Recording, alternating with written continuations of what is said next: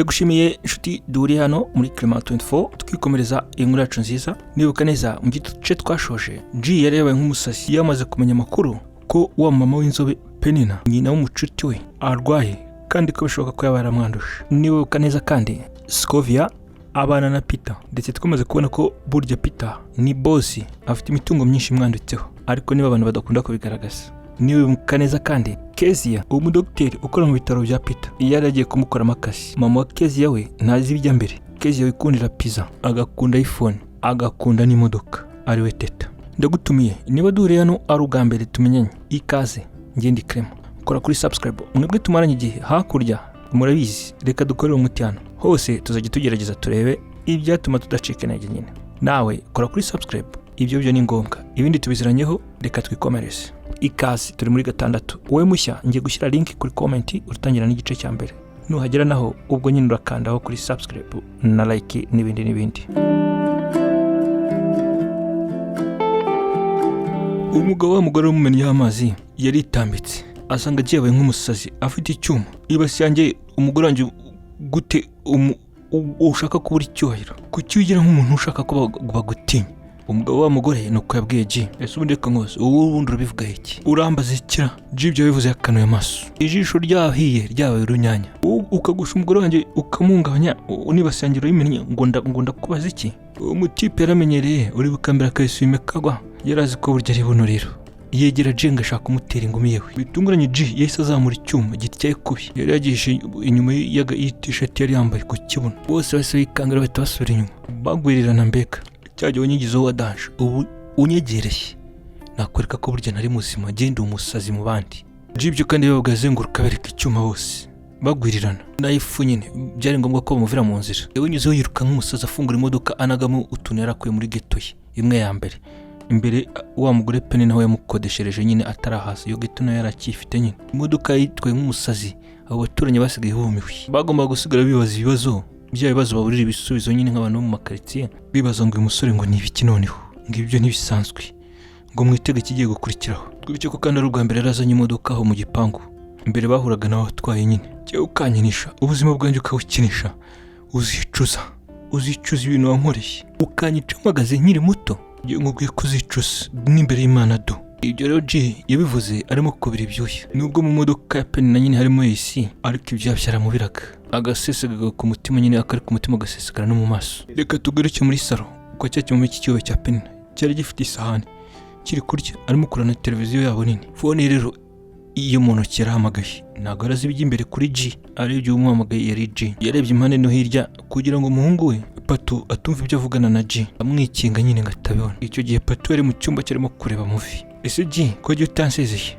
ziwashitani we wamwicanye wa kicucu we uri mubi cyane ntunyishe mpagaze nkiri muto wagira ngo usezere subundi ngusezeramo ibiki. G rero yabivuganaga umujinya mwinshi cyane byatumye umama akura telefone ku gutwi arebaga se mpamagaye undi muntu ni G se cyangwa si we ariko yari wenyine nuko yarakanzwe n'amagambo bamubwiye. Ese urimo uratukane wakiyubashye nta kinyabupfura wanyu bagutoje. Kireba muri telefoni yasubiza ku gutwi abonye karizo nimero nuko yabwiye G ahaguruka mu ntebe yicayemo. Ibyo biryo ntirakibire biteretse ku meza ahita asohoka hanze gake yagiraga agende yisanzure abwiza ukuri G amuha ikinyarwanda agavugane n'uwo musore nyine umucuti w'umuhungu we. Abumvisha ibice bya mbere murabizi nyine ukuntu inkuru irimo ibintu byinshi utarazumva nashyize link aho ngaho urahita uyitangira ikindi urasiga ukoze kuri subscribe gatugira inkuru z'ubwenge. Ubwo rero asohotse hanze ko yari kuri phone umusore we yarabibonye agenda amukurikiye gake gusa ubwo ntagututse naba nkoze iki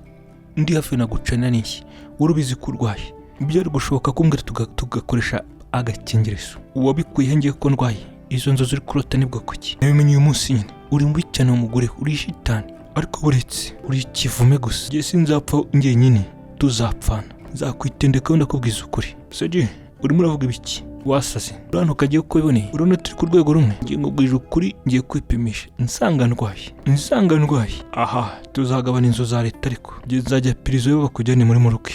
Rero G yabivuze ahita kupana telefone. Alo G ngo ngiye ngo ndarwaye ubu ni sibyo bibwiye nandi ibyo bivugaga yivugisha ariko bari bamukubye kare yasiga kana amaso yo muwe ariko kutamenya ntiyaramenye ko umusore Pato umuhungu we yaramuhagaze inyuma yarindutse ahita amureba yarendukiye nyine tamureba. So bite byawe? Pato mu mutima wese yibaza. Ese ubundi G yateye ateka ameze nk'umukobwa. Ngiye nkamubwira ibanga none yabibwiye mama. Pato mu gihe yavugaga ibyo nibwo nyine yarahindukiye amaza ngo bite byawe. Ni ibico giye kubwira G.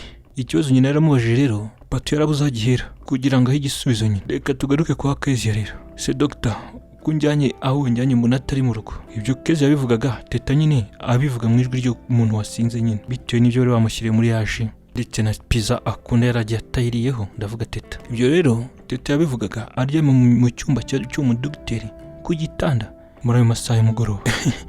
Ubwo wahibagiwe byatewe n'inzoga wanyweye uwo mukobwa mwiza. Aha ni iwanyu. Uwo mudogiteri yavuze arimo gufungura ishati ye. Icyo yaragamije ngo yaragiye kumurongora nyine. Mama sori, mama waravuze ngo araje ariko tuzi. Kezia wari mu bizunga rero uwo mudogiteri uri watumbuje yatangiye gukorakora kuri uwo mukobwa amusomasoma mu gahanga no mu izosi. Dr. Kondeka ibyo rero Kezia yabivuze ashaka gusunika dogiteri ariko nta mbaraga yari afite. Yabyatewe nuko yanyweye nyine. Ni gakeya njye sinshaka njyewe ndeka ako gakeya. Ese amufata amukarayegeranya atongera kumusoma rero amukurura iminwa ku gahato.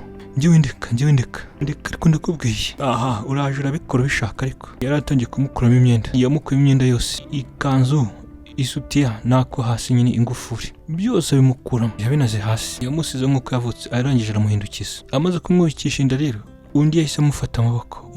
Mumfashe agiye kumfata ku ngufu. Mumfata ariko ijwi rero ryavaga hasi. Ndetse ubaza gufasha hano ceceka. Ubundi se ntukuze wabona ukuntu ugenda utiryagagura. Umudogiteri nawe wakuyemo imyenda yose nuko yashubije nyine Kezia Teta. Ubwo rero yamusize yambaye ubusa buri. Ndeka ariko ubwo rero ntacyo kurenzaho Teta yari agifite kuko imbaraga zari zamushiranye. Nta mbaraga zo kwirwanaho mbega no kwirwanira yari agisigaranye disi. Ntabwo nkureka ariko tuza enjoyinga nawe. Tuza ariko nibwo nyuma mu gihe rero uwo mudogiteri nyine yaratarangiza kuvuga ibyo avuga. Yagiye kumva ngo batangiye gukomaga kuri saro. Aratuza arikarama. Yabanje gutega amatwi. Yaribazaga se ibyo numvishe nibyo cyangwa. Bari bongeye gukomanga. Rero Teta Kezia yarahindukiye yarebesheje ijosi ku ruhande arimo gusinzira ahubwo atangiye kugona. Ubwo bahise bakomanga rero. Yahise afata umusego awukubita hasi mu cyumba ababajwe n'uwo mushyitsi ngo uje muri ako kanya. Mu gihe ngo yari yamaze kugarika nyine intama agiye kuyirya. Yavuye ku gitanda cyambara itiriningi. Yagiye agana muri saro hejuru yatumbusha. Yumvaga ari nk'umushyitsi wenda w'umuturanyi kadogoye ayinjije mu gipangu ari bumuvugane agahita asubirayo. Yemwe hodi ni ijwi ry'umukobwa ryumvikanye. Karibu. Afunguye yarikanze kuko hanze nta muntu n'umwe wari uhari. Yakomeje gukanura areba epfo na ruguru. Arebye abona ibicucucucu. Igihe kuri iki gicucucucu nibwo abantu bahise baza bamwegera benshi. Yize ashaka kwiruka nk'uhabutse. Urwikekwe n'ikisi bahise bamufata. Ab'inkwakuzi bahita bamumenaho amazi batangiye kumuririmbira. Joyeux anniversaire, happy birthday to you doctor. Ye baba we baramwangirije nako batabaye Teta Kezia yawe kunjira pisa. Uhabuka byese bituza yaragize ngo wenda nabaje kumufata. Abitegereje abona n'abakozi bagenzi bakorana ku bitaro.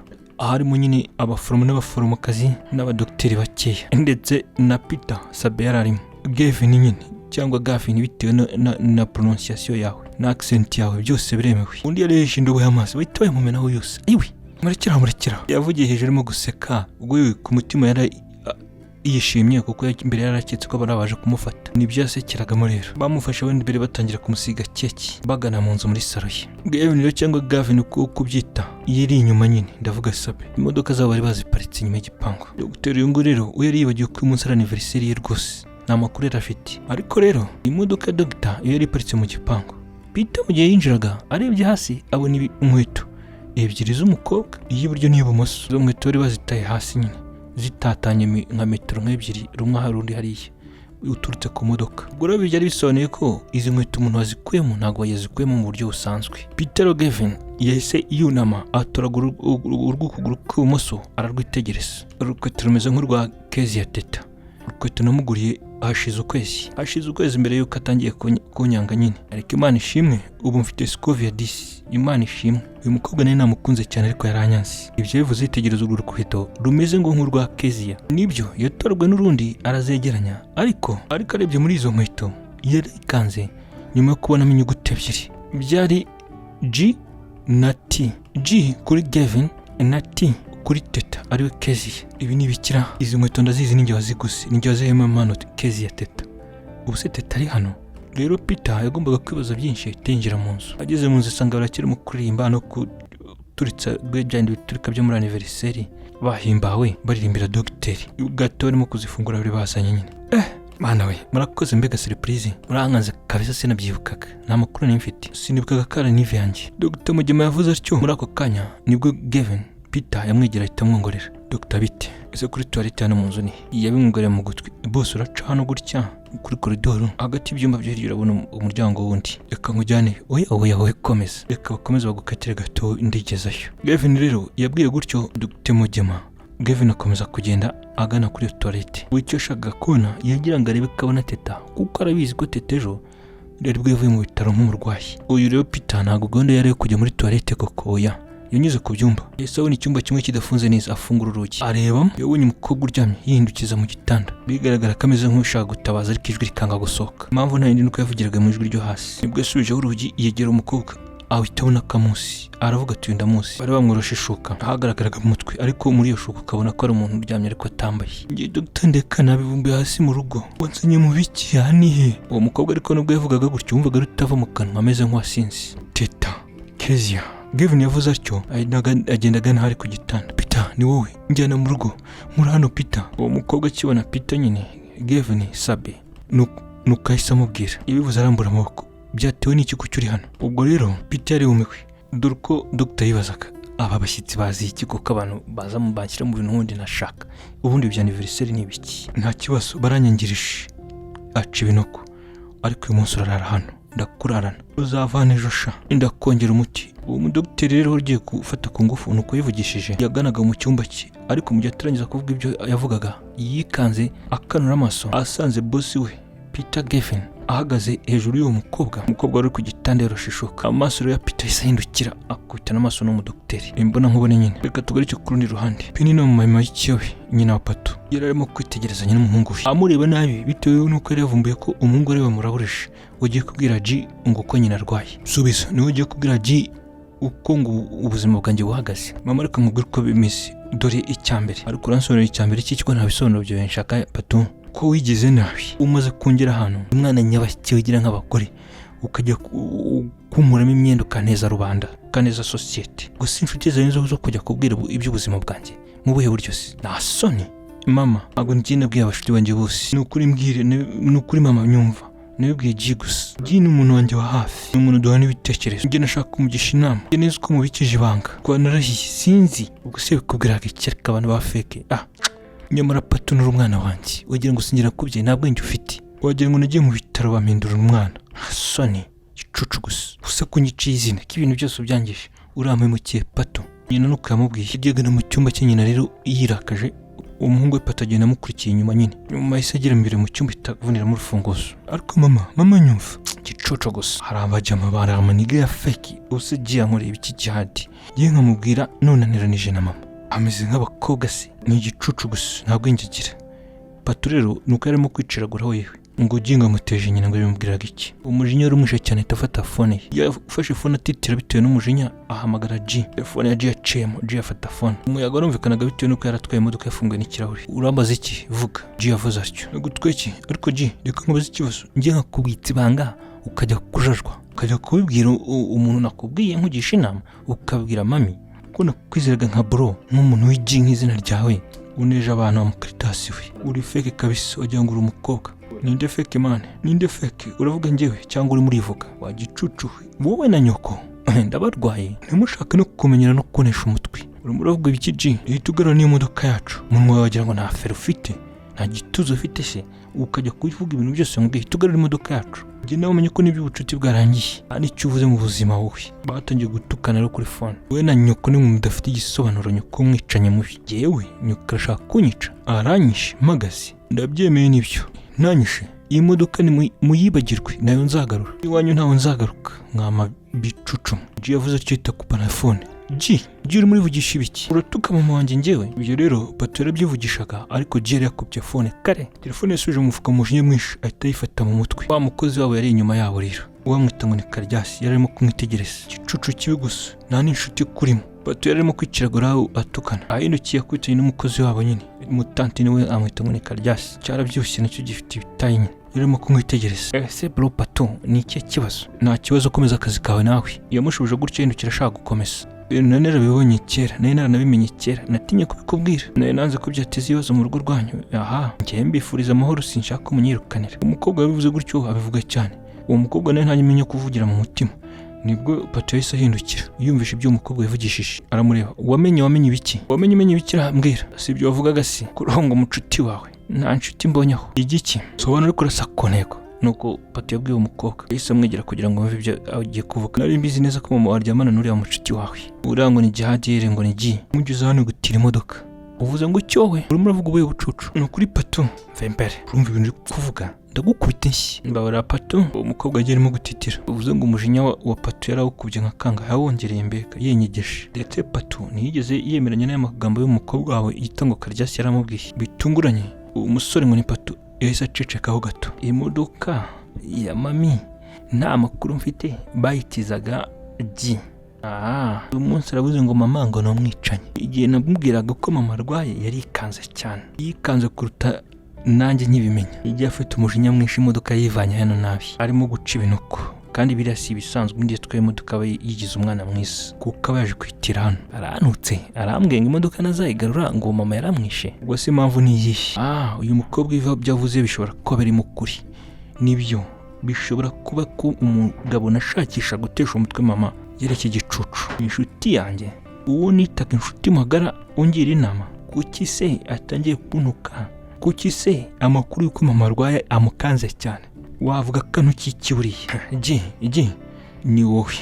Ji uri mubi, wasuzuguje mama ukemera kuryamana na mama. Ni naravuze ko umuntu nzasanga kuri ibi nzagabana nawe inzu za leta, nzabishyira mu bikorwa. Ji sinzakubabarira. Ito akarahira agakira. Nta nshuti kurimo, kizabe nzagushakisha, nzakugeraho, nzagushyira hagati y'amaboko yanjye. Yarahiye gutyo reka. Umujinya ari mwinshi ahita ajya mu gikoni afata icyuma. Yabisikanye na cya gikobwa kibakorera nyine. Umukobwa asigaye akanuye amaso yifashe ku munwa nyuma y'uko abonye ko Pato agiye gufata icyuma mu gikoni. Mana yanjye we, n'ibiki bigiye kuba? Ko ari ibintu bitoroshye, hari umuntu bagiye kugirira nabi.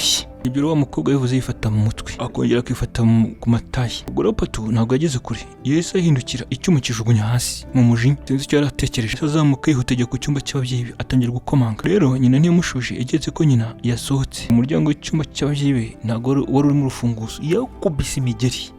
Hari abantu bazi gutera imigeri, niba ngo ari kakato, niba ngo ari mawate n'imawashi. Yishe urugi ahita yinjira mu nzu direct. Yagiye ku ruhande rwa placard y'akabati kasi. Icyo wa mukobwa yakoze rero, yise yiruka ajya guhamagara nyina wa Pato, bitewe nuko yabonye ko Pato ibyo arimo gukora ibintu bidasanzwe. Penny yari yafunze icyumba ajya muri jaride. Telefone yari iri ku gutwi, arimo gushakisha Ji. Ahamagaye Ji, telefone icamo. Wa gicucu ariko kutanzanira imodoka bundi.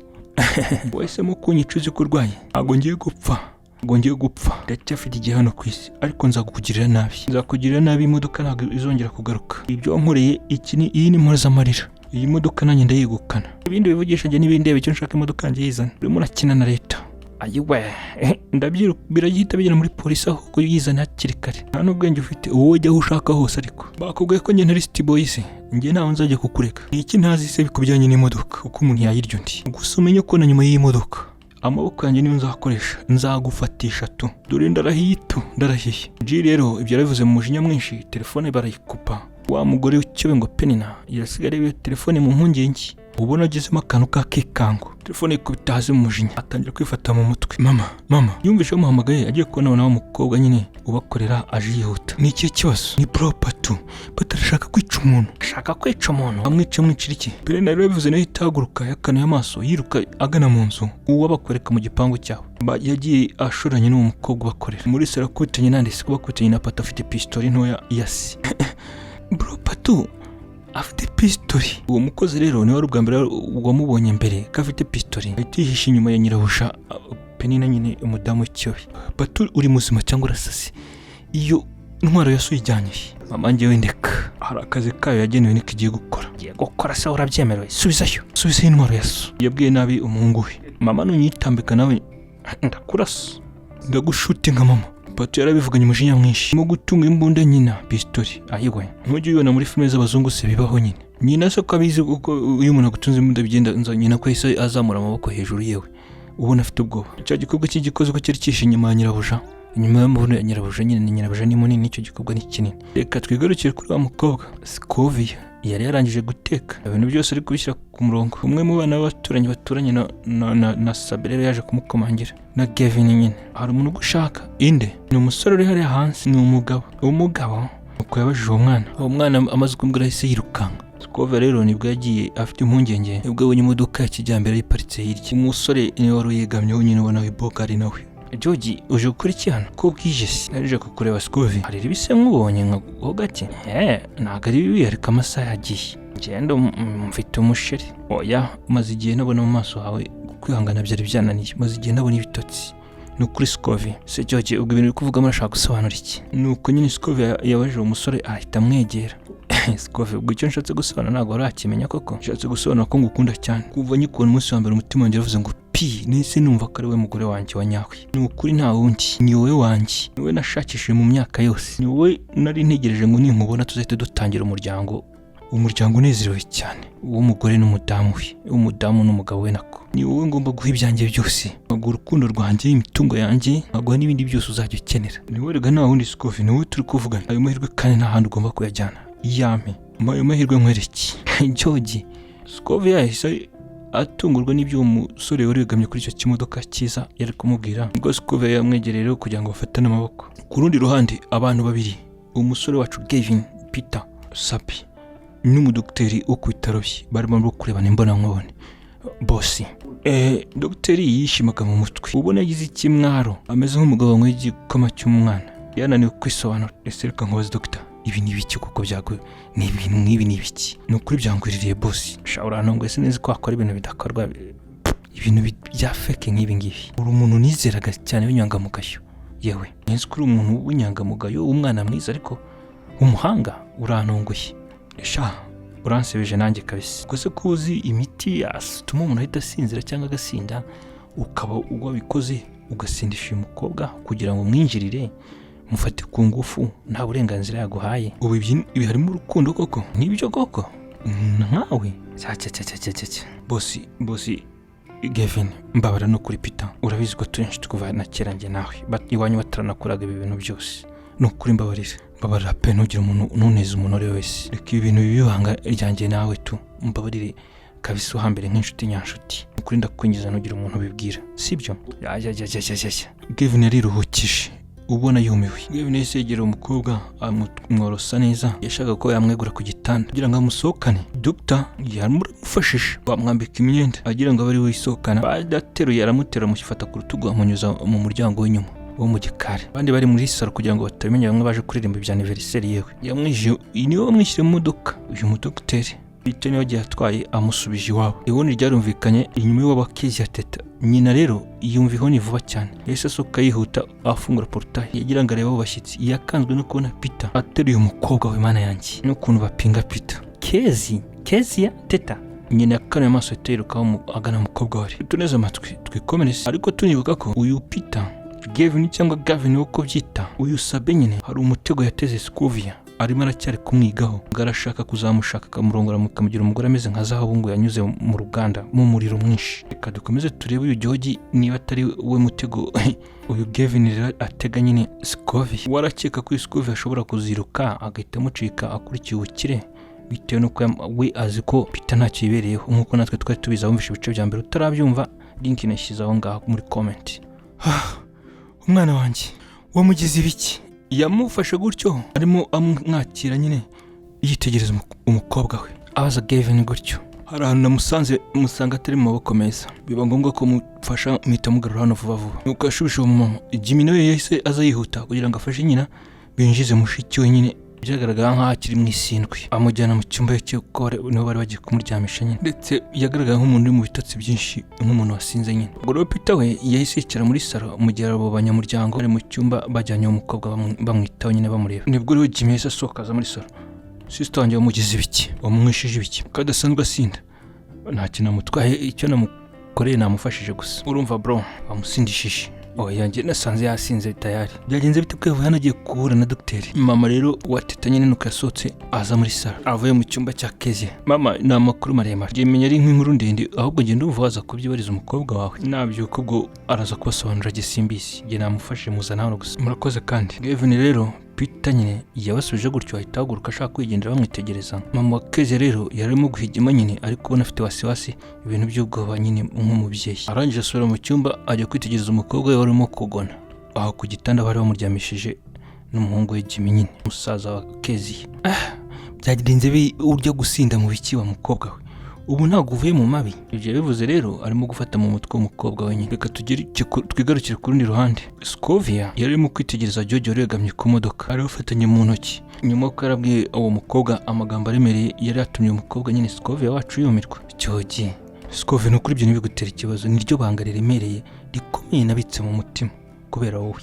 Kuva cyagiye duhura ubu rero natangiye guhangayika, mbayeho nabi mbega iyi minsi yose kuva tumenyanye. Ubu cyagiye ku nshuro ya mbere rukuruzi dukurura nka kumenera inyanya ku munsi wa mbere nyine. Ushobora kubona ko ari iminsi mike aya magambo nyakubwiye ko ari ibintu nabikiye ku mutima, ariko nkubwiza ukuri kuri njye birakomeye cyane. Umutima wanjye ndawiyiziye na mama yarabimbwiye ngo nimumenya ngo nimbura nawe nzamumenya. Ni wowe kandi si ubundi wari urihe. N'amaso yanjye yenda yiyiziye azi kwitegereza cyane Scovia. Ngiye nkubona nahise mbona ko ari ukwiye kwitwa umugodamu wanjye ukarya ibiza by'imitungo yanjye. Ibyo navunikiye kuva kera nkabigushyira mu maboko kare ubikontorora. Ndagukunda cyane Scovia, nukuri mu byo uri bunsubize ikintu kivuga ngo hoya ntikizemo. Byambabaza cyane, byanshengura umutima, gusa nkeneye igisubizo kimwe gusa. Icyo gisubizo kigomba kuza ari yego, kiguturutsemo kandi mu ndiba y'umutima wawe. Urumva Scovia? George yarimanuye imirongo ayiwe, ibyo bita ngo arimo aramutera inganzo, amwitegereza no mu maso yewe areba nyine Scovia. Scovia yahise amwiyambura akaboko. George, urambabara niba hari ikosa rero rinturutseho. Ubu jyewe ninjiye mu rukundo, byararangiye. Ndi umukunzi wanjye kandi umukunzi wanjye turanabana. Sinzi ko ibyo byashoboka, sinzi ko byapfa kunshobokera. Baragutanze nyine disi, gusa ndagushimiye ko wari unyumvishijemo, ariko baragutanze. Gusa ngiye kugufasha gusenga uzabona umuntu wa nyawe, umuntu uzahuza n'umutima wawe mwiza cyane, sibyo? Ibyo rero Scovia yabivuze arimo gufata ku rutugu rw'uyu ngo ni George nyine wegamye ku modoka. Oya Scovia, nta muntu wamera nkawe. Nawaza mu mutima wanjye ngase nawe, ntabwo riga ndabihakana. Umukobwa mwiza nka sundi yabura umuntu. Ariko wibuke ko mutarasezerana, wahindura imyanzuro yawe ukava muri ubu buzima buciriritse urimo kubamo ukaza ukinjoyinga nkaguhata urukundo. Njye mbayeho ubuzima bwiza cyane Scovia, ni ukuri kw'Imana. Erega amahirwe nk'aya uba ugomba gutekereza, ntabwo ari ayo gukinisha. Amahirwe ntagomba kugucika. Ubuzima bwiza cyangwa ubugoye umuntu ashobora kubihitamo, ariko urukundo biba bigoye. Urukundo ni ingenzi kuko nirwo ruzana ibyishimo. None se reka nkoze Scovia, uyu niwe mutipe mwakundanye bwa mbere yese ntihari abandi babanje? Ni wabaretse se? None se reba iyi modoka, ubu se nzavuga ngo nzakomeza kuyihambiraho, nzagura indi? Ndanateganya kugura indi vuba, ahubwo iyi ngiyi niwe nzahita nyisiga ujye uyigendamo, izajya igufasha nko kujya guhaha cyangwa n'ahandi ushatse kwigira. Njyewe nta keretse icyo utazansaba, keretse atari wowe Scovia. Ndakurahiye pe, wowe icyo usabwa gusa ni ijambo yego. Oya, ibyo uri kuvuga reka nanjye nkubwire rero, hari ibyo uvuzemo ngiye kukubwira nkukuvuguruza. Njyewe kubw'amahirwe njyewe niwe muhungu wanjye wa mbere, uyu nguyu Kevin Peter Sape. Mbere ya Peter nta wundi nari nzi uko abasore babigenza n'abagabo. Nabyumvaga abantu babivuga, nari nzi n'urukundo icyo ari cyo. Uyu kandi niwe wankuye mu bukobwa, mu busugi, anshyira mu bijyanye no gusugira nyine ugasagamba. Ubu nitwa umukobwa cyangwa umugore usobanukiwe byose, sinkiri umwana. Biri rero njye ntabwo byari ngombwa ko mbikubwira, ariko kuko ushatse kubimenya ukavuga ibitari byo nagombaga kubikubwira. Akundi nyine bibaye ngombwa ko mbigusobanurira. Ibintu se kari bishakwa, kandi ibintu bishatse biza mu gihe cyiza. Ibintu umuntu arahanyanyiza agakomeza agashakisha akabigeraho. Ndabeshya George, ibi ngibi ugiye kuma ntabwo ari ibyanjye, ubimpaye ni nk'ibyawe biri kunkurura gusa. Njye ari byo nkurikiye, ntabwo naba ndi mu rukundo. Mwiriwe abantu, amakuru yanyura. Peter yahise abanyuraho. Kevin anyuzeho Scovia yaratarangiza gusobanurira uyu musore waregamye ku modoka. Peter abanyuraho. Karibu. Scovia yahise yikiriza yakira envelope Peter yari afite. Ubwo rero amaso y'uyu George yarimo kwitegereza Peter nabi, kuko uyu George ntigereza yikiriza nuko Peter yarabasohoje. Ubwo rero Peter yahise atambikana na Scovia. George akomeza guhagarara bitegereza kugeza ubwo bagenzi binjira mu gipangu nyine. Ese Scovia uriya ninde? sinamukubwiye se urebe n'umwamenye inyanya zanjye kwa Mutangana Nyabugogo umwe wanyishyushye none se hano hazaje mu biki buriya umbaze nkubaze yaravuze ngo aje kunsuhuza gusa yabwiwe n'iki se yanyuze mu modoka asakanira n'amazi ambajije nkamutungira urutoki ngende ahubwo ahise atuma umwana ubu yongeye arasa nanjye biranyumeshe Skove wisheri Peter yise aceceka none se Gevi umfitiye impungenge ntago nyizera oya nge ndimo ndirebera ibyayo ako gakino kanyu da nabikora iki se ngewe oya sheri ntukangirire impungenge njyewe ibyo tunabyihorera aho iriwe se mwiriwe muti ni sawa uruhande rumwe ni byiza urundi ariko ntabwo ari byiza ibi bigute umwana wanyu Keze nyine titararwaye nahuye nawe na nyina bari bajyanye ku bitaro ngo rifani ngo cya kimoto cy'amapine 3 ngo kera mugonze mana we yarababaye cyane Skove yirikanze nyine ubona agize mubi oya yari yikanze nyine ariko baramusezereye mu bitaro ubungu bari iwabo yewe shaje nzagiye njye kumusura Keze ya disi yego uzajye kumusura watete kisi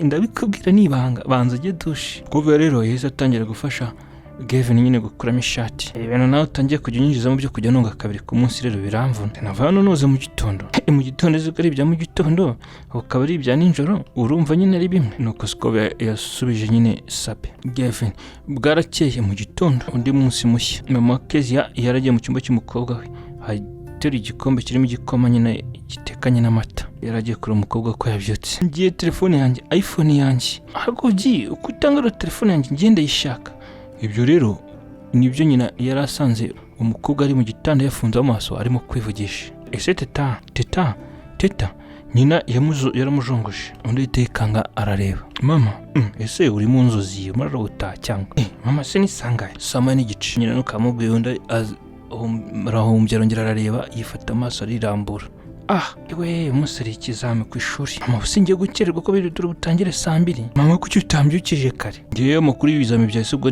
urayambitsa ubwo rero nyina musubije gutyo Jimmy nawe yarafunguye urugi arimo kubitegereza mu cyumba arungurukamo umushyitsi wanyageze hano ninde nyina abajije atyo umuryango wahise ufungurwa rero na Jimmy cyane hahise yinjira Skove bose bamukanurira amaso ntiyabaye mu rugo rwose ntimubizi bakamwirukana abaturumva ibindi bice mugomba kubyumva harimo ibintu byinshi biryoshye muraho anti muraho ubwo rero shangaze mwamwikije ariko arimo kumureba ikijisho nyina mucishamo ijisho amwe umuntu arebe agutereye hasi ku birenge akageza ku mutwe kongera agakura ku mutwe akageza ku birenge Keze umeze ute ndaho karibu murakoze numvisha amakuru ngo hararwaye nibwo nyine mise ngomba kwitanza niyo tango murebe yari afite envelope nini irimo isukari ibiro nka bingahe n'imbuto Skove ndakubwiye se ko tetarwaye shangaze we nukamubajije shangani Peter ngende umama yise yikanga ahita yitegereza umukobwa we ndumiwe none se Peter murahura sabe yego niyo mbwaye amakuru narimbazaniye nyine ibingibi urakoze ngatereka nta mirimo nabafashamo hano se anti ari amasahani mbafashe kuyoza yego mu gikona arunzeyo reka mbe mbibafashe Skove nuko yabashubije abasiga mu cyumba ajya mu gikone ngo kubogereza amasahani yarasize abo babiri basa nk'abaguye mu kantu Keze na nyina nyine barimo kwitegerezanya mama ubonye Skove amata asigaye ahagaze kameze nk'abyibushye kasigaye sake cyanera bitandukanye na cyagiye hari hano asigaye bahese muri ubu ngo mama nabibwirwa n'iki cyangwa wenda bamuteye inda niyo mubyibushye ariko se ko mbonye mu nda ari 0 cyangwa yabonye umugabo we bikurikirana ariko uzama igisubizo niba yarabonye umugabo tugomba kubenya makamureka kuko buri kubera ko twamwirukanye aramutse agira ubuzima bwiza muri iyi Kigali twazakira agasuzuguro ke mama ariko ibyo ngibyo bindekere ngiye se ndakina Keze yatetero nuko yashuje nyina barimo kurebana mu maso umukobwa Skove rero yaricaye mu gikoni ugasanga buri gari ariko kogereza amasahani umukobwa Jimmy rero umuhungu wo muri urwo rugo nawe ahagaze mu muryango w'igikoni arimo kumwitegereza igisherekeye ko kigufashe neza we uzi ko usigaye mu bakobwa bake muri Kigali bahagaze amatayi Jimmy yavuze gutyo arimo kwitegereza Skove ngamaki kubera icyo uvuze gutyo warahindutse reba usigaye ufite inyuma no ku mpande uraburiya reba uruhu rwawe usigaye ufite baby face ngiye mvugishije ukuri umukunzi ufite ntuzamureke niba mbeshya dore Imana irabibona Jimmy urakoze yego Skove ariko Skove ari ikintu ngende ndakubwira Jimmy yese namwinjira mu gikoni ahagarara iruhande rwa Skove mbwira ndakumva Jimmy none se Skove ntuzi ko turi abana b'abantu umuntu wese ashobora kugwa mu ikosa njye nukuri nabitekereje ndagira ngo nkwisabire imbabazi ibintu byose nagukoreye ukibana mu rugo rwacu nukuri birangirire hariya njye nawe dukomeze twumvikane nka mubyara wanjye ese Jimmy njye nawe tubanye nabi ibyo narabyibagiwe kera njye ndi umuntu rwose ufite umutima ntazi ukuntu umeze mpita nigirira amahoro muri rusange. Amahoro mu mutima wanjye ntabwo ajya angora kwinjizamo. Oya, ushobora kuvuga gutyo ariko ukajya ubitekerezaho ukibuka wenda bya bindi byose. Agaskovi twebwe abahungu ukuntu duteye nyine, hari igihe umuntu abyuka nabi yumva yifitiye ubushagarira, biriya ntiwabindenganyiriza. Ushobora kwikanga umuntu rwose umumenyereye ukamwambura icyubahiro cye, ukakimwambura rwose ukakimukuraho, gusa uri umukobwa, uri umwana mwiza cyane, sinzi ukuntu anabivuga. Ngiye kuvuje kuba ahantu hari amahoro, wakoraga ibintu byose, ranubura dusubira muroza amasahani, nta kibazo ujya ushaka kugirana n'umuntu, uri umwana mwiza, uritanga, n'uwaguteza ibibazo ntabwo ari wowe byo biturutseho. Rero umuntu ukwiyenjejeho pe, nukora ibintu wagukoreye ntabwo byari fresh kabisa. Nanjye ubwanjye narigaye. Rero mfite na gahunda yo kuzagushakisha nkamenya aho usigaye uba muri Kigali, nkamenya uko ubayeho. Nagira ngo tugane niba uri no mu bibazo ndebe ko nagufasha, ariko kubw'amahirwe dore uraje rwose urizanye kandi uje neza. Uzi igihe pe. Jimmy ibyo byararangiye. Reka twikomereze ubundi buzima. Yego ratapititseri wanjye, uri mu byarangiye ariko rwose nta kibazo. Se kutambwira we, nkubwira iki se? Bofre nyine nindi yitwa nde? Ibyo Jimmy yavuze asa nk'ungorera, areba epfo na ruguru, areba n'inyuma, areba ko nyina cyangwa mwene wabo nyine teta yaba aturutse mu nzu akabyumva. Shambwira ariko mbwira. Bose mumenye ubundi hari ikibazo cyaba kibirimo, mbwiza ukuri ko n'ubundi ndi nka musaza wawe. Bose tugiye mu modoka imwe, nasanga anafite ibibazo cyangwa mfite ibibazo anzi, ntibyaba ari byiza. Bwira nanamukorezaho n'agakarita cyangwa akankoreza. Uzamumenya. Uzaba umumenya. Ngaho se mbwira, ubu se nuramukuvuye uyu munsi nzongera kukubona gute? Okay, ngiye kumukubwira ariko ceceke ntuzagire ubibwira.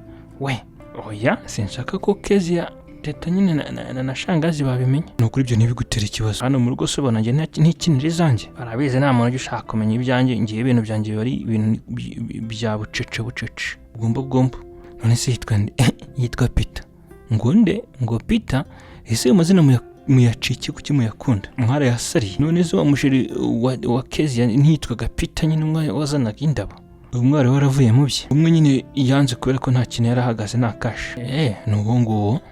Ngo nguki Scovi. Uravuga Peter, umwe ngo niba ari inde ngo Gavin. Niwe muri mu rukundo. Nuwo nyine Jimmy akanuye amaso. Muri ako kanya kandi Kezi yari yabyutse ari mu cyumba na nyina. Nyina yarahagaze ku ruhande. Telefone yahise ihamagara. Arebye ni wa mudokiteri. Umwe amusendishije muri ji. Niba utarumva iki gice ugomba gutangira inkuru kwemvira ryoshye cyane. Ninde ugahamagaye se? Ni cya kidogiteri cy'igicucu cyari cyansindishije. Yesu ashyira Rawudi kugira ngo nyina nawe yumve ikiganiro bagiye kugirana. Kezi bite umerewe ute? None se urambaza uko merewe birakureba hicyowe. Abana ejo nakoze amakosa cyakoze nanjye nigaye no kuri kw'Imana. Niyo mpamvu nkubajije. Kuri kabisa ndimo ndicuza ahubwo mbabarire pe sinkubeshye. Sinzi igihe imyuka mibi yari yanteye. Ega nawe uteye neza uri mwiza. Gusa mbabarire. Nyuma yuko rero Imana ikinze akaboko nibwo uri kunsaba imbabazi. Oya mbabarira reka ngende umwana w'umuntu. Hari umuntu utagwa mu ikosa. Gusa ngiye kugusaba unsabire imbabazi boss ni ukuri. Ndabizi ko boss ubu nta kinyizeye rero anshyize mu bantu banze ku bitaro kandi ubu ntazongera kunyizera. Ni ukuri pe. Nsabira imbabazi boss. Reka nkubwire n'ibyo nakubwiye cyagiye yamenye ko yahuye na mama wawe. Yahise ambwira ngo mbiteho ngo mu buryo bushoboka bwose. Kandi yari yambwiye ngo nta kintu ngo mugomba kwishyura. Ni ukuri yari nambwiye ngo mugire mu rugo amahoro. Ngo mugire amahoro. Ngiye rero ntabwo ninzi ko ugeze gukundana na boss wanjye kera. Mana we naje kubimenya nyuma. Ngo njyewe ngo nari umusheri wa boss wawe kera. Uravuga suye mu boss. Boss rero Kezi yateta akane amaso bitewe n'iyo mvugo uwo mudokiteri yamubwiyemo. Ni umudokiteri gudakuze cyane. Ibyo kandi yavuze arimo kurebana na nyina. Nyina nawe yari yumvishe ngo boss ngo dogiteri yashaka kumenya ibijya mbere nyine. Iyo bavuze ibintu nk'ibyo nyina ntago ashaka ko bimucika. Wakuzanye mu modoka ye akakugeza ngo akahongaho nyine ni mugoroba niwe boss wanjye. Niwe nyirebere bitaro nyine. Bafite imitungo myinshi cyane wabo. Uwanzanye hano se ngo ni mugoroba gute se? Dr. Kundi wo wasaza ubundi murambwira ibiki? Uwanzanye se hano mu rugo si Peter se wamugani. Nyina nawe yiyunze mu ijambo. Bose bigaragara ko amakuru Dr. bari kubabwira ameze nk'uwasase. Ngiye wanzanye ni Peter kandi ni umushuti wanjye usanzwe. Wese boss wavuga ni boss uwuhe? Ninde wanzanye hano mu rugo? Umva nawe ra.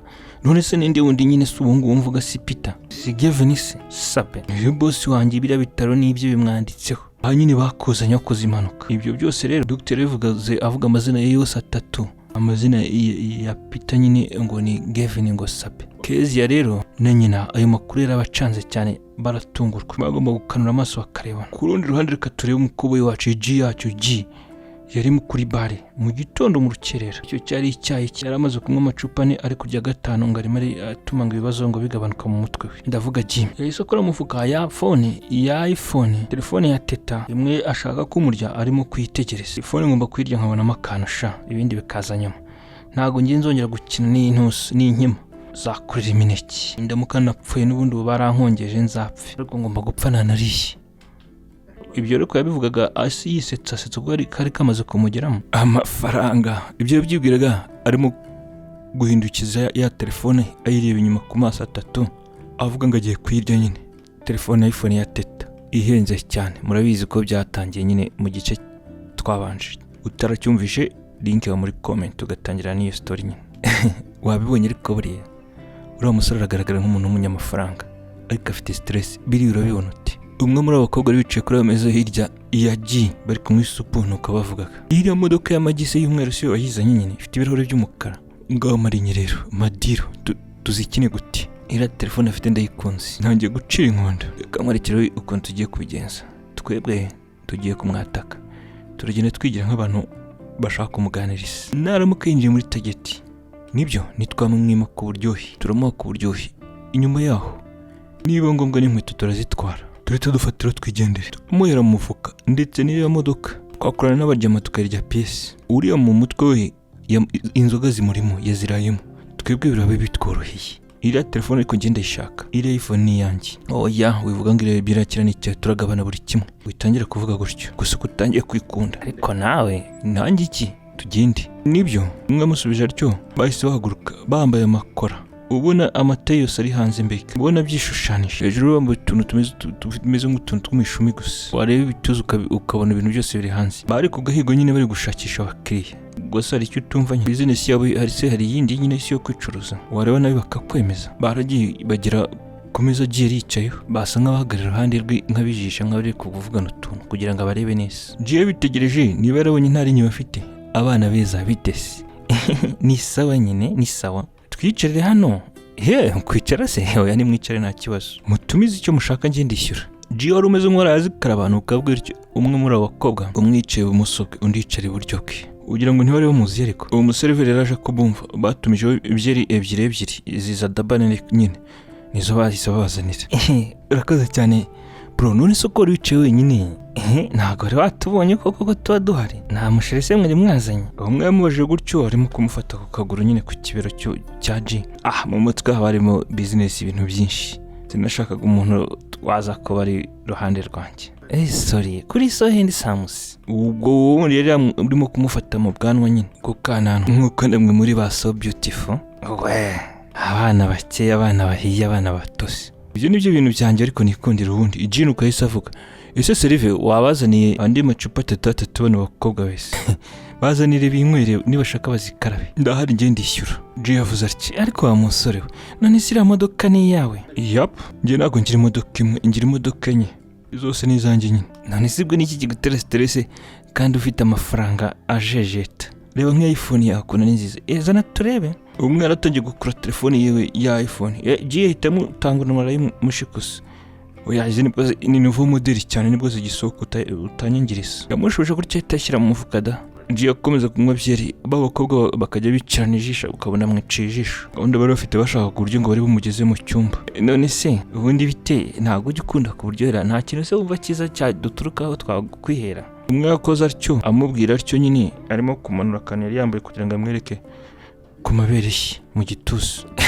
Ubwo se nabura gushaka ku buryohe gute kubera iki nyine. Tugende mu cyumba tugende mbere kiko giye nabemeza ariko buryo muri babiri. G yahise ahaguruka ahubwo ubona arimo kuzengerera asa nk'uwandi ku munani ahita afata abakobwa babiri bagiye bagana ku byumba rero. Muri ako kabari G yari yafashe icyobo umuryango wese bawuzwi bavuniramo imfunguzo. Ayiwe umwe ni umwe mu mukobwa avuga gatyo ameze nk'uri kurya ibisheke. G yararambaraye ku gitanda. Ubu ni umukobwa yamwicaye ameze nk'umuntu utwaye moto ariko ukabona arasimbagurika nk'umuntu uri ku ifarashi nk'aho ndi warimbye ngo ifarashi. Ubu arimo kuzengurutsa nka vandarateri y'umushinwa. Ndetse muri icyo cyumba bagaragara ari batatu bose bambaye ubusa buri nk'uko bavutse. Nawe nyumvira G iri kumwe n'abakobwa babiri bo baricuruza niyo bwabakereho nko gutyo ntacyo babitayeho cyo bareba ni business. Ariko ninjoro ngo bari babonye abakiriya bake mu gitondo umukiriya bari bahereyeho yari G ariko bo ntago bashakaga ngo baravugana igiciro bari bafite gahunda yo kumwiba. Impamvu bari baketse ko ngo ari umusore ufite amafaranga menshi bitewe na telefone bari bamubonanye babonye ngo ni imodoka y'amajingi iparitse bari bamuteme bari uyu mwana ko yoroshyira uyu mwana araryoshye cyane. G yavugaga atyo harimo guhinda nka moteri ishaje, ndetse wabonaga yakanuye amaso barimo kumuha doze nyine, barimo kumuha kire, ndetse amaboko yari yarambuye arimo kumufata mu bituza nyine mu mabere. Undi nawe wa mukobwa wundi yagaragaraga ahagaze ku ruhande, hejuru yakuyemo agasutiya, hasi acyambaye ingufuri, ndetse yari arimo umeze nk'uri gukora massage mugenzi we mu mugongo, akajya amusunika umutwe ngo asomane ngo nagiye. Yari ategereje nawe ngo igihe kigerweho ngo aze kwicara nawe ngo atware iyo moto. Mugenzi we nyine bari kumukoramo akazi, nako niwe akikorera. Abazungu ibyo ngo babyita ngo ni threesome, ngo ni umukino w'abantu batatu ngo babiri kuri umwe. G yari yahumirije rero ari kumviriza ngo ubu nunusi muri icyo gitondo. Noneho wa mukobwa rero yicaye kuri G nk'utwaye moto, yahise asa nk'uhindukira yicira ijisho mugenzi we, amubwira ngo iminota yageze ngo ajye muri dushe y'icyo cyumba. Mugenzi we rero yahise yikiriza, baganiriye bacana amasiri batavuze ku marenga nyine. Undi wese yunama atangira gusomagura G, undi ahita agenda ajya muri iyo dushe. Hejuru yari yambaye agasutiye, hasi nta kintu noneho yambaye. Yari asize mugenzi ari gukora akazi kose. Ageze rero muri ya dushe ahita acomeka akaboko mu isutiye yari yambaye, yagarukanye ikintu cy'igipapuro kimeze nka papier hygienique kizingazinze, arangije arakirambura akuramo ifu yari imeze nk'ibara ry'amata. Yahise akuramo ya sutiye ahita asiga ku muko yafu, arangije asohoka muri iyo dushe rero agaruka mu cyumba nyine aho bari kubikurikirana. Yasanze mugenzi we akiri gukora akazi kenshi, nibwo yahise rero yegera G amwunama hejuru. Icyo gikorwa kivuye muri dushe gihita kimuha ibituza ngo yonke ngo izo mukoze nyine ngo amwonke amabere. G rero ufashe amata yo hejuru utwaye iyo moto, yahise azana ikintu gutya kuri ayo mabere, atangira yungu kumva ubu nunusi ngo yonke ayo mabere. Ibyo kandi bikoraga nyunguta nyine nk'umwana uri kunywa bibero. Ikindi G yarahumirije ngo ari kumva uburyohe neza, yari ameze nk'umuntu uri kuri gata ice cream nyine. G rero disi nta makuru yari afite, yamenye ko kuri ayo mabere hari ibintu basizeho. Yatangiye kunyunguta rero, ageze aho imbaraga ubona mu kanwa zirabuze. Nibwo wundi umeze nk'uwicaye kuri moto rero yahise avaho. Wa wundi wo muri ibituza rero yahise ajyaho nawe yicaraho, atangiye gukoresha speed idasanzwe. Nta minota ibiri yashize, G rero wa kabiri wari umwicaye yahise amurekura amabuno, arangije atangira kwifata mu maso, bigaragaza nk'aho nk'umuntu ufite ibitotsi byinshi. Waruhutse we, kugaragara nk'umuntu utaryamye ijoro ryose, tukureka uruhuke. Wa wundi rero watangiye kwicara kuri ya moto yari arimo gukubita G mu gituza. G rero nta mbaraga yari afite zo gusubiza uretse kuryama no gutangira gusinzira, nyuma yo konka nyine zamuko y'amabere basizeho ibiyobyabwenge. Wa wundi yahise avaho rero, ava kuri iyo moto bahita bamworosa, barangije bahita bitegura vuba bambara vuba ariko nk'abantu ba mbega nk'aho inzu ihiye. We musake mu myenda, nanjye ndasaka ahandi hose. Umwe rero yabwiye mugenzi we, batangira gusaka icyumba cyose kugira ngo barebe ko ari ibintu by'ubutunzi ngo babona, kuko bari babonye ngo ari umutipe utikoraho. Bakutunye ibihumbi 12 byonyine mu mifuka ya G, ndetse yo ngayo niyo G yari yateguye kwishyura byeri. Nta kindi kintu cy'agaciro, nta mafaranga basanze muri icyo cyumba wape. Ubu si ni mu kirenya baki utagaragaza n'uburyo twamukora amafaranga cyangwa agakaritara. Igihe cyumba nyine iyi telefone gusa, wenda tujye mu modoka, wenda haba harimo ibintu by'agaciro. Kontaki z'ingizo, batanga izo kontaki, babwiranye gutyo bafata kontaki. Basohotse muri icyo cyumba basize G arimo kugona. Ubwo rero ibyo 12 bari babitwaye na telefone ye. Ku rundi ruhande se, reka twigarukire iwabo wa Kezia Teta na nyina. Bari bakaniye amaso bamaze gusobanurirwa ko ngo Peter ariwe boss. Tabaciye amazi, niba utarumvisha ibice bya mbere ugomba kubyumva nyine. Aza n'indabo n'ibiki byose bakabimukubita mu maso, ngo Peter niwe warazwe ibitaro ngo afite n'indi mitungo myinshi, babavuriye ubuntu babazana no mu rugo. Ibyo byari nyuma yo kuvuganye n'umudokiteri wari ubahaye ibyo bisobanuro. Ariko mama, ubwo izi biro umudokiteri akubwiye, ubwo se ubwo yaba ari uyu Peter tuze, uyu Gavin Sabe Lekrek, nanjye ndumiwe. Ubwo se yaba yaratangiye kuba boss kwa kangahe? Ubwo se ubwo boss bwa bwaramugezeho ryari ku buryo nta makuru twaba dufite. Mama, uwo utabimenye nanjye nanirwa kubimenyera. Ayewe, uko abayeho se sinkuzi, nanjye ndumiwe. Ese ni amabanga. Ariko se reka nkubaza, ubundi se ubwo nyiri ibyo bitaro waba watwishyuriye yaba yaratumenye gute? None se reka nkubaza, ubundi uriya mudokiteri agiye kugufata ku ngufu, uyu Peter yakuzanye hano gute? Ubundi ibintu ko wagira ngo ni nagakino, ni ibintu bidasobanutse. Shanga mugero mama wa Teta yaratarangiza kuvuga ibyo yavugaga, ku rugi rw'icyo cyumba harakomanzwe. Injira. Scovia yarikirije asanga babiri mu cyumba barimo barebana nyine, ubona nk'abantu arogoye bari mu kiganiro kiremereye cyane. Njye rero ninje kubasezeranya, njye ndashaka kugenda, hari ibintu ngomba kujya gukora mu rugo. Mu rugo usigaye ubahese ubundi utuye? Ntuye, yababwiye quartier bamo. Ubana nande? Umuntu tubana nyine nabonye mu fiancé, ariko twari kuzaza nyine kubibwira nuko nabonye amakuru ko nyine mufite umurwayi. Nawe se muri iyi minsi wabonye umukunzira wowe umukobwa w'umunyakigali wo kuza ukabana n'umusore uwo ari we wese, icy'ingenzi nuko umukura amafaranga nta kindi. Shanga ntabwo ari uko bimeze nyine iki umva rero nkubwire, ntuhurira n'ikibazo Kigali hano, ntuzaze kudutura ibibazo byawe. Uwo mugabo azaba ari we uba papa wawe na mama wawe, aba na mwene wanyu muri Kigali, azabe shangazi wawe. Unyumve neza, sinshaka kuzanzana ibibazo, ubwo wakuze nyine uzimenye.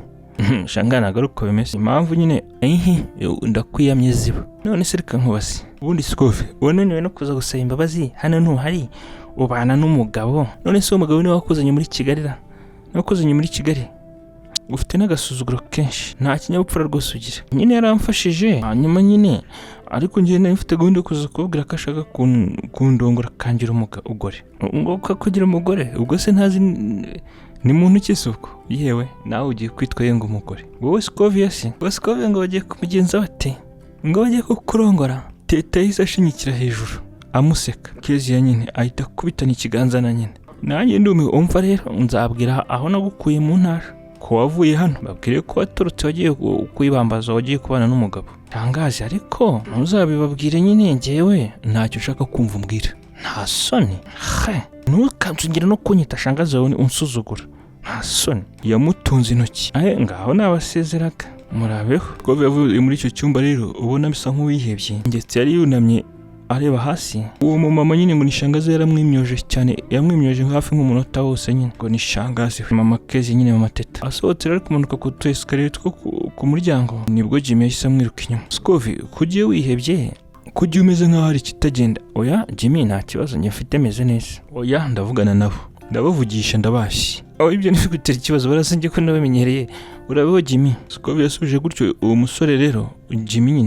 Jimmy aramureka ngo Scovi agende, ariko Jimmy ntago byamwanze mu nda nyine. Yese ajya mu cyumba cya mushiki we nyine umukurikira, ndavuga Teta Kezi. Ahageze asanga ndacyari kumwe na nyina. Muratangiye ese kuki mutajya mwifuza ko abandi bantu bagira amahoro n'umutekano? Umuntu aje kubasura, aje kureba umurwayi n'umutima mwiza, ariko reba ukuntu mutumye agenda amerewe. Nyamara Imana irabibona. Ese reka nkubaze Jimmy, ubundi wowe ibyo birakureba iki? Kari iby'abagore? Nawe se uri umugore, njyewe ninjye shangazi we, urumva? Sinshaka kajya kuba mu bagabo, kandi njya mukuye mu ntara. Ubu naho uri n'ikibazo, sitwa azaza kudutura ibibazo. Wowe se uzamufasha iki? Amufasha iki? None se reka mbabaze, simwe mwamwirukaniye muri uru rugo, none se mwumvaga azabigenza ati? Yavuye hano aturutse se cyangwa mwaramwirukanye mu rugo rwanyu? Mwagira ngo arye iki se? Mwagira ngo ajye kubaho nabi gusa? Mubonye se ataje hano ameze neza kurusha uko yari ameze hano? Mubonye se atarazanye amatayi, atarazanye ku mpande n'inyuma? Uriya muntu biragaragara kazi gutunga umugore n'isi, kandi ukunze uriya mu tipi nta n'iminsi izashira nataje gusaba no gukwa, kandi simbabeshye no gufata irembo byose hamwe. Uriya mutipe arasobanutse, aranatuje. Ese ko bigaragara ko uzi uwo mugabo watwaye Scovia ni mugabo nyabakira, ko numva uri kumushimagiza. Tubwire natwe twumveho gake. Kezi ya Teta nuko yabwiye musaza we nyine Jimmy. Ese wamugani ninde? Ndaba mbabwira iki mutegereza azabe mubibwirize. Jimmy yabagusubije gutya atasohoka muri icyo cyumba. Yari asize rero abo babiri, mushiki we na nyina, abasize mu rujijo nyine, abasigiye ihurizo, asiga ndetse barimo kurebana. Umukobwa Scovia rero yagenze urugendo runini agana aho abatuye, amaboko yashyize inyuma, ubona yacitse kime, ubona yijimye mu maso nta kanyamuneza. Ariko byari bitewe n'amagambo aremereye shangazi yaramubwiye. Shangazi we na mubyara we Teta Kezi nyine kunda pizza. Bibi ubwo ryariho n'iry'imodoka yari muturutse inyuma, yaramuhabuye dasimbuka asimukira ku ruhande nk'ikanzu ngo bagiye kumugwanga. Ubwo yari imodoka ya George yari muturutse inyuma nyine, icya kimodoka cy'umukara cyiza cyane. Imodoka munyuzeho gato ihagarara imbere ye nk'ahariya mu cyerekezo yaganagamo. Uwo musore itava mu modoka ahita azamusanga. Ese Scovia umeze neza? Meze neza George, amakuru? Njye meze neza ariko uragaragara nk'utamerewe neza. Oya njye meze neza. Wagiye mu modoka se nkakugeza imbere? Oya ndigezayo. Oya ariko ko ngiye kunyura se ari mu cyerekezo cy'iwanyu hariya aho mutuye, ndagusiga hariya nyine hariya hafi yanyu. Urakoze. Yari ikirije yinjira muri iyo modoka, George yamufungurira urugi, urugendo ruratangira. Rero Scovia nubwo yari muri iyo modoka ariko yarebaga mu kirahure cyo hanze, ubona afite ikibazo ku mutima, ubona ari mu modoka atarimo nyine. Ese Scovia hari ikibazo icyo ari cyo cyose kibyerekeranye n'amafaranga ra? Oya nta kibazo ngiye mfite. Ariko ufite ikibazo icyo ari cyo cyose wambwira, nyamara njye nagufasha nk'umucuti. Oya nta kibazo. Erega reka nkubwire Scovia, buryo ufite ikibazo ukakigumaniramo imbere, hari n'igihe cyagutera ibyo bita bya pressure, cyangwa bya depression. Burya hari umuntu uba ugomba kwizera mu bantu bakuzengurutse ukagira icyo bimubwiraho. Uwo muntu rero yakubera ubufasha burya, akakubera ubutabazi n'ubuvuzi bw'ibanze. George, ni ibijyanye na famiye yanjye. None se famiye yawe irimo irarwanya icyo ushaka mu buzima cyangwa ntishaka umugabo mu bantu? Ibyo nabyo njye ndumva nakabimenya. Uzanjyana se umunsi umwe muri famiye yawe? Erega Scove, ibyo byose ushobora kubona uyu munsi uraha, ariko Imana ni igitangaza burya, ikaba yabikora nkaba ari njye nzagenda. None se ufite akanya tujye kwicarana dusangire tunaganireho gake, tugire nk'icyo turya, batwokereze cyangwa badukarangire? Oya, umukunzi wanjye namusize mu rugo wenyine. Urakoze da, wari ukoze. Mese Scove, reka nkubaza, umuntu yaguhaye iki? Nta kintu ujya ukora utamutekereje? None se reka nkubaza, ubwo wowe waramukurikiranye usanga atashobora kwicarana n'umuntu hanze ngo basangire cyangwa adatereta hanze? Ntagasangira n'abandi bantu se? Nuko George yabajije Scove itareba ikijisho uwo musore wari utwaye imodoka. Ibyo niba bikora, ibyo ntibimureba n'umutima we, nanjye ni njyewe. Nyamara Scove, reka nkugire inama nk'inshuti yawe, ntukishinge cyane umugabo. Hari igihe yaguye kwihinduka, burya abagabo ntabwo duhira rimwe, ntabwo turi nk'avoka. Haza umwe ku giti cye, cyane cyane nk'aba badafite amafaranga. Rero nk'uriya mubana w'umukene, iyo aburamutse ageze amahirwe akabona nk'amafaranga, ahita akureka yaragucupije, mwaracupiranye, akajya kuyiteretera abakobwa bagezweho b'ibyuki bo mu mujyi. Ariko nkatwe twabonye amafaranga, twe tuba tuzi kwikontorora. Ubu nk'ubu wowe uje mu buzima bwanjye wakenjoyinga, ukarya ubuzima bwiza, kandi igisi naguhinduka kuko ntacyo mba nsigaje kubona. Uriya waba ategereje kuzagira ngo abone umugisha, ahita akwicaho. Ese ibyo byo kuki utabitekereza Scove? Wowe nyemera, rega nyine ngukunda ukundi ntacyo nkeneye kugeraho, ngukunda naragafashe, kandi nakora icyo aricyo cyose cyiza kubera wowe. Usubona nta tumutwe nirirwa mu makaritsiye yanjye ngushakisha. Akira, reba iyi niyo nakuguriye indi nziza, irahenze, uzayigura 25, kandi aka ni akantu gato ngewe ku mpano najya nguha. Hari ibintu byiza biremereye bihenze bigiye kuza kubera wowe. Ndakura nkumva ndakwishimiye cyane Scove. Uwo musore rero yabibwiye gutyo, Scove ari kumwereka igibwate cya telefone nanone yindi itari yindi yamuzaniye mbere akayanga. Scove yarajyakiriye icya kibox cyo telefone, arahindukiza arafungura, areba iyo telefone. Arakoze cyane George, wawe ni nziza. None se ubiyi ninjye wayiguriye? None ndumva ndaguriye undi se wuye nkunda. Nta wundi nakora ibintu nk'ibyo, ni wowe gusa umwiza wanjye. Hadi ngo yitwa Peter umukundana, rekana nawe, azatuma uferinga mu buzima rwose, ugire mayisheki. Ibyo rero George bivuze arimo guparika cya kimodoka ku ruhande. Ni byiza, impano ndashimye, ni nziza cyane, ndayikunze, ariko urambabarira, ntabwo ndi buyakire impano yawe, ntabwo ndi buyifate, urayigumana. Uzayeho umukunzi wawe cyangwa undi muntu. Njyewe kugira ngo nandukane na Gavin, keretse nabanza bakandika.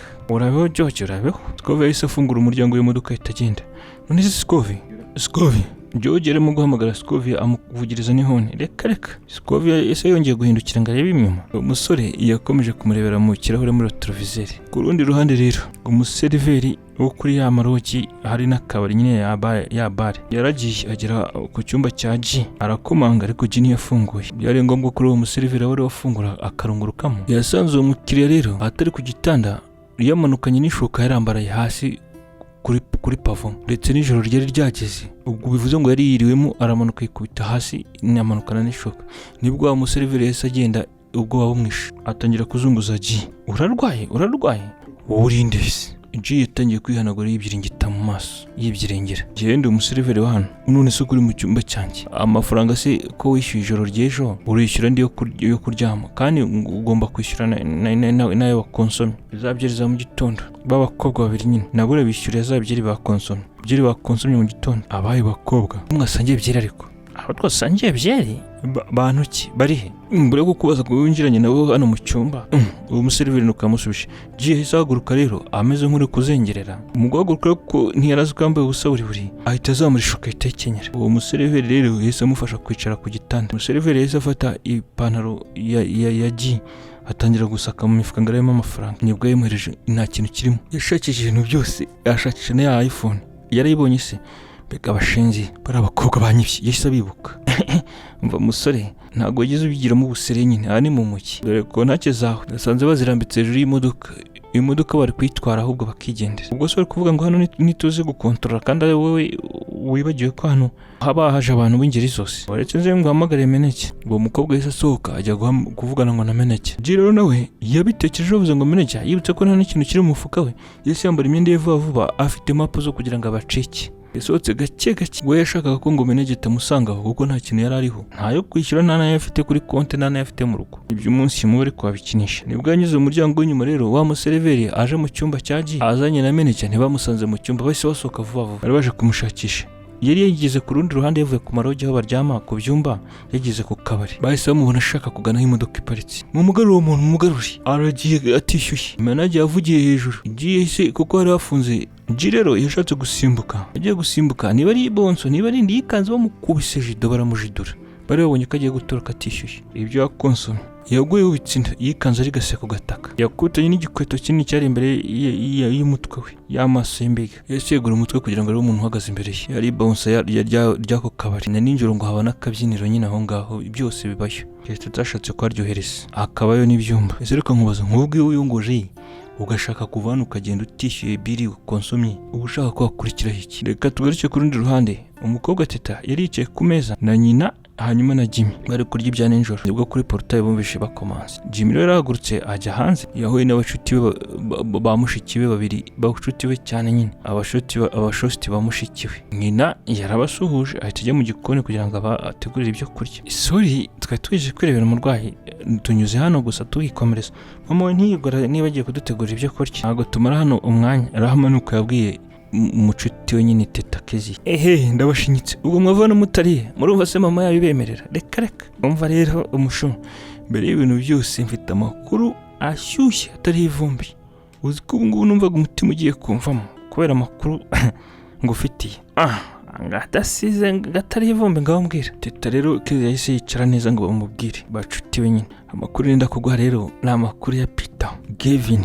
Ese reka nkoze, burya umushiri wawe wa mbere ni umuherwe, ntuturabure. Wari tujishaga se kugira ngo tutakubwira ngo aduhe ku mafaranga, ubundi wabiterwaga n'iki? Ese kubera iki? Avuga ngo inde cyamushatse kuvuga G we ni umunyabinyoma naramuretse. G regari kimama cya kimama nicyo kirmubeshejeho mu muki, yakoreshaga ibintu bye. G ntacyo tunze muri uyu muki, na ya modoka yari ya mama. N'ubu ndibaza uriya muntu nawe naramwemeye gute koko? Uriya mushenzi gusa yanereye igihe. Paul ariko wagirika kwijisha, turimo turavuga Sabe, ntago turimo kuvuga G. Urangiye naramuvumbuye kera ko nta kintu yibereyeho. Uriya ni umuntu wo kucyatsa gusa. Ari n'igihe namubonye mu mujyi arimo kuzerera, kugeza utayisumbwira. Nza kukubwira se kugira ngo nice urukundo rw'abikundaniye. Umva rero, ejo bundi mukuru wanjye yaje mu rugo ajya muri interview y'akazi, arambwira ngo umuherekeze uko baba mu ntara hahandi warwariye ku bitaro. Yize ibintu bya nursing se bwanyeretse bose se ngari buze guhura nawe ngo niwe ari kwereka ibyangombwa by'ibyo aho yize. Mana yanjye nagiye kubona mbona Kevin, mbona Peter arimo kuva mu kimodoka yinjira mu bitaro. Sibwo se uwo mukobwa nyine wo muri famille yiruka agiye kumwereka ibyangombwa byo agendera hejuru, amara mukisha mu kabiri nge narihishe ngatambona. Aransi cyagiye nigeze kumubwira ibigambo bitameshe ngo nde ngo Peter ngo Kevin ni boss, ngo ni boss. Ibyo rero Teta bivuze ashaka nko kubyumvisha nyina wari uteruye super hotpot cyuzuyemo ibiryo nyine. Bose babonye bumiwe ngo Peter ngo ni boss kuva ryari se? Mama ibyo byemera. Teta rero yisindukira reba nyina, bari batangajwe n'amagambo yari umucuti wa Teta. Ariko se ubwo ibyo murumva atari nk'igitangaza? Sikakomero ngo ni imvunja. Mama Kezi yavuze atyo arimo gutereka icyo hotpot icyo gisuperi ku meza. Erega nanjye narumiwe, nabonye uwo mukobwa wo muri famille amwiruka inyuma. Peter bamufungurira imodoka ngo ave umuryango ave muri icyo kimodoka, yaragiye kugira ngo avugane nawe rero bagira amahirwe bamuvugisha atarinjira muri interview. Uzi ko yashatse no gupfukama ngo amusabe umwanya w'akazi, akazi karabuze. Impamvu interview ya mbere bari bamwangiye kubera ibyangombwa yari yazanye, hari ibyaburagamo. Peter yahise amubuza, aravuga ngo wipfukama, ahita abwira umudokiteri wari hafi ngo uyu muntu mumwakire. Uzi ko bahise bamuha akazi batamukoresheje na interview ya kabiri. Uyu munsi nkubwira ubu mwene wacu ataha mu rugo, yatangiye akazi kuri biriya bitaro hamwe wari urwariye yewe. Ariko reka nkubaze ubundi uzi ko uri umuntu wa kabiri kutubwira ayo makuru yuko ngo Sabe ngo ari umukire, ari umwe mu badokiteri baho. Nta mwanya ushize tubwiye ibintu nk'ibyo. Njye na mama twari tutarabyemera bitewe nuko njye niyiziye Peter. Erega twabaye abashiriho gato, icyo gihe nari naramutera indobo. None se ubwo bose bwamujeho gute? nibwo murumva ibyo bishoboka ariko ibyo bitaro se yaba yarabiguze ryari iriya myaka afite se niyo kugura ibitaro ariko mugani birashoboka abona ariyo mpamvu tutigeze twishyura amafaranga twagombaga kwishyura ku bitaro igihe bari bangonze baranadutegeye ibitaro dutegera yewe tuzana muri izi taxi zavewe dusigara twese umuntu dukora ibintu nk'ibyo mama ya mbere umugabo ibyo byari Teta Kezia rero uri kubibwira nyine abo bacuti be na nyina bari iruhande ntabwo ari ibyo gusa rega njyewe Peter mu gihe Teta ararwariye hariya twarakubitanye nyuma natangajwe no kuba muzana bavugaga abantu bose ngo basohoke ngo umuntu ugiye kwinjiramo hano kandi sinari namubwiye aho umwana wanjye arwariye naribajije se ubu yahamenya ati mama Teta rero yari ifatanije n'umukobwa bari gusobanura abacuti b'umukobwa we bigana nyine kuri kaminuza bose wabonaga baguye mu kantu nyine njye se ndoroshye Rama yavuze atyo igihe Gavin yavuganaga n'uyu mwene wacu yagiye gusaba akazi njye nafashe telefone ndabirikodinga akira murebe niba mugira ngo ndababeshye nari mbizi ko mutazapfa kubyemera Rama yavuze rero yacanye telefone yageze muri galeri yacanye ako ka video bose ari kubereka kuri iyo telefone ye barebaga iyo video ifite amasegonda 37 hagaragaragamo Peter nyine uyu Gavin Sabe ari kumwe n'uwo mwene wabo warahama baranasi ibyo kandi na yacyatse imodoka Peter yavuyemo yari yagikamiye Kezia yahise akanura amaso yifashe ku munwa yitegereza nyine burya uyu Peter afite amafaranga kuki sano yazaga n'amaguru yitwaje ibintu ngo by'indabo gusa nyine wa Teta nuko yabajije abagabo b'abakire cyane niko bameze bakunda kubyikwisha baba bashaka ko umukobwa bakunda akabakunda ataramenya ko ari abakire niyo mpamvu bahisha ubuzima bwabo bwa nyabo bwo bagafasha ntago muganira yakubwira imitungo umwe wa mucuti wundi warahama nuko nawe yatanze igitekerezo ahubwo rero burya badafite icyo bibereyeho nkagi waba yiteguye ko yajya gutira n'imodoka akayikodesha cyangwa akakujyana n'ahandi mu rugo rw'abandi kugira ngo banze ukunde agukuruze ko ari umukire kandi atari we namara kugera ku cyo ashaka wowe umukunde cyangwa ubyihorere azabe yarakuriye nyine Rama nawe yongera ibigambo ku byo umukobwa yari afite byari bimeze nk'aho barimo gucyurira Kezia ya Teta nyine wari wicaranye na nyina bivuze ko nyine Teta bamuriye yariwe Teta rero yikanze yihebye ubona hise abura amagambo yo kurenzaho reba nk'uwari ibiryo by'umurwayi ese ubundi uwo mwangiye iki ko yari afite amafaranga umva ibintu bongeyeho nawe rero Kezia Teta rero nawe icyo kibazo yagombaga kukibaza mu mutima ku rundi ruhande umukobwa Scove yageze mu rugo arakomanga bamuhaye ikaze yari Peter nyine Gavin buri wicaye mu ntebe yo muri salo ya ntebe imwe nini iba muri salo niyo yonyine n'indi ya plastique iteretse ku ruhande yari afite ipapuro byari mu ibahasha nyuma yuko nyine Scove yinjiye wiriwe ute se yariwe neza ko mbona zo wihebye se mwene wanyu se Kezia ameze neza Scove yicaye muri iyo ntebe nawe ariruhutsa kuri ya plastique maze Scove ameze ute ngiye meze neza reka njye guteka reka nteke turye oya ntugire ikibazo Peter yabibwiye Scove amubwira ngo yicare muri ya coach ya sofa nini nibwo Peter agiye rero azana isahani azana n'igisorora aterekaho azana n'amazi ngo akarabe intoki watetse yego nabonye uri bushobora kuza gutinda nyine natetse ndaryahungere ahubwo niba biryoshye cyangwa nabyishe Peter yabwiye Scove gutyo Scove afata ikiyiko kugira ngo ayore ariko Peter ahitamo ubusa amudahira ibiryo kuri icyo kiyiko arangije atamika uwo mukobwa Scove yamaze gutapfuna no kumira aravuga ngo bongere bamutamike ikindi kiyiko cya kabiri nibwo rero Peter yatuje arategereza kugira ngo bamubwire ibiryo yatetse uko bimeze biraryoshye cyane biryoshye kubi biryoshye nk'inkuru za krema none se nibyo cyangwa no muri yande magatima gusa nukuri ko imana biraryoshye buryo uzi guteka gutya shirin gake ariko se ariko harimo umunyu mwinshi nyine nashyizemo bwa mbere ndibeshye nongeramo umunyu nta kibazo baby ariko nyine umunyu ni mwinshi ariko umuntu yabirya ntabwo byakuna ntabwo ari igisoryo cyane ariko ni mwinshi pe nibwo rero Peter yarambuye akaboko atangira guhanagura nyine Scove ku munwa none se Scove mbwira aho uturutse ni amahoro shani ni mwayene se kuri ruhande rwa shangazi wawe cyangwa kuri Teta shangazi nyine namubwiye ko mbana n'umugabo yambwiye amagambo aremereye cyane amagambo yambwiye ariko nyine ni umuntu ukuze ntabwo ibyo yambwiye yambeshye ibyo Scove bivuze yubitse umutwe ari kureba hasi impamvu se ngo nuko ntarajya kwipresenta ejo tuzajyeyo ngiye n'imiti mfata n'irembo ariko se Peter ngo ejo koko yego nyine ni byose none se reka nkubaze Peter ubundi ubu Kezia na nyina niba bavumbura ko ari wowe shere wanjye none se hari ikibazo kibirimo se ko Teta ari wowe ubwawe wanyiyangiye akanyanga hari ikibazo kibirimo nyine none se reka nkubaze Peter amafaranga yo kujya muri ibyo uri kuvuga ngo byo gufata irembo n'ibiki uzi ko bisaba amafaranga gusa urihutishwa n'iki oya sinabura uburyo nanagenda nkababwira gusa ariko tukajya bakaba bizi ariko Peter haretse kwihutisha ibintu oya ariko Scove none se reka nkubaze Scove hari undi mushiri ufite mu mutima wawe ushaka guha umwanya cyangwa wahaye agaciro washyize mu mutima hari undi utari njyewe se ufitemo undi musore kubera iki se uvuze gutyo? None se niba udashaka ko njya nzi iwanyu ngo bamenye aho nagukuye, nubwo ntahagukuye bari bakwirukanye ariko niho waje ugana muri Kigali. Oya ariko Peter, si uko ntashaka ko bakumenya, ariko ngiye shangazi ukuntu ateye ndenda muzi kukurusha. Ugiye guca imbokoboko, shangazi yaguteza abantu, yagusuzuguza quartier yose, banabikamera bakabishyira ku mbuga nkoranyambaga s'abantu. Niko bateye.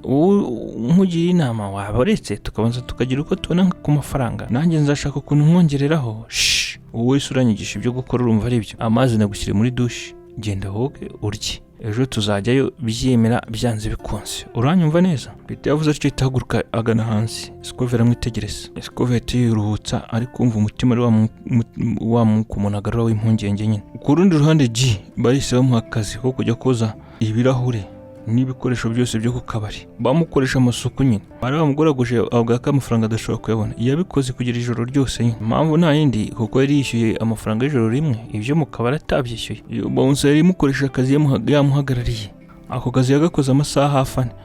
Boss nabishoje ariko yabivuze ubona yananiwe. Hari akandi kazi ko kujya kumena amazi mu toilette ukanakoropa.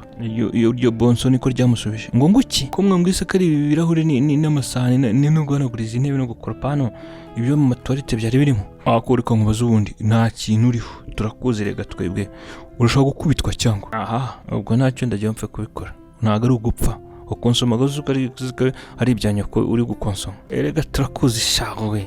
Iyo bonso nuko yamusubiza wa mugani menyizi G rero yashaka kubacika atagiye gukoropa mu toilette, aha basinze babaraye banyara. G rero mujinya wahise umurya, ahita afata ikibase cyari kirimo amazi y'isabune yakoreshaga hari y'urufuro, ahita yamena kuri rya bonso, ayamena mu maso. Bonso rero yarasakuje arimo yihanagura mu maso ibisabune nyine. G yahise amusunika agenda yihuta asohoka ku kabari. Abaseriveri rero b'abakobwa n'abakiriya bari baraho baramubona. Abaseriveri batangiye kumwirukaho. G yarirutse nani muto yambaye agera kuri ya modoka arafungura yifungira na mahita yatse imodoka. Iyo modoka zo kwitwara yisubije inyuma nk'umusazi, ahita agenda bashaka kwirukaho wape birabacanga nyine, batamukoropesheje ayo toilette n'amayiri n'uwari yakabari. Ariko yari amaze koza nyine ibyo bisahani n'ibirahure n'ibiki. Reka twigarukire ku kwa Pato se barakubwira ngo nyuma yuko yeretse nyina pistole ntiyagarutse mu rugo, yari ari kuri moto mu mujyi arimo guhiga G, inshuti ye yakadasoka ya kera. G yaravumbuye ko yaryaga nyina w'ikiyobe nyine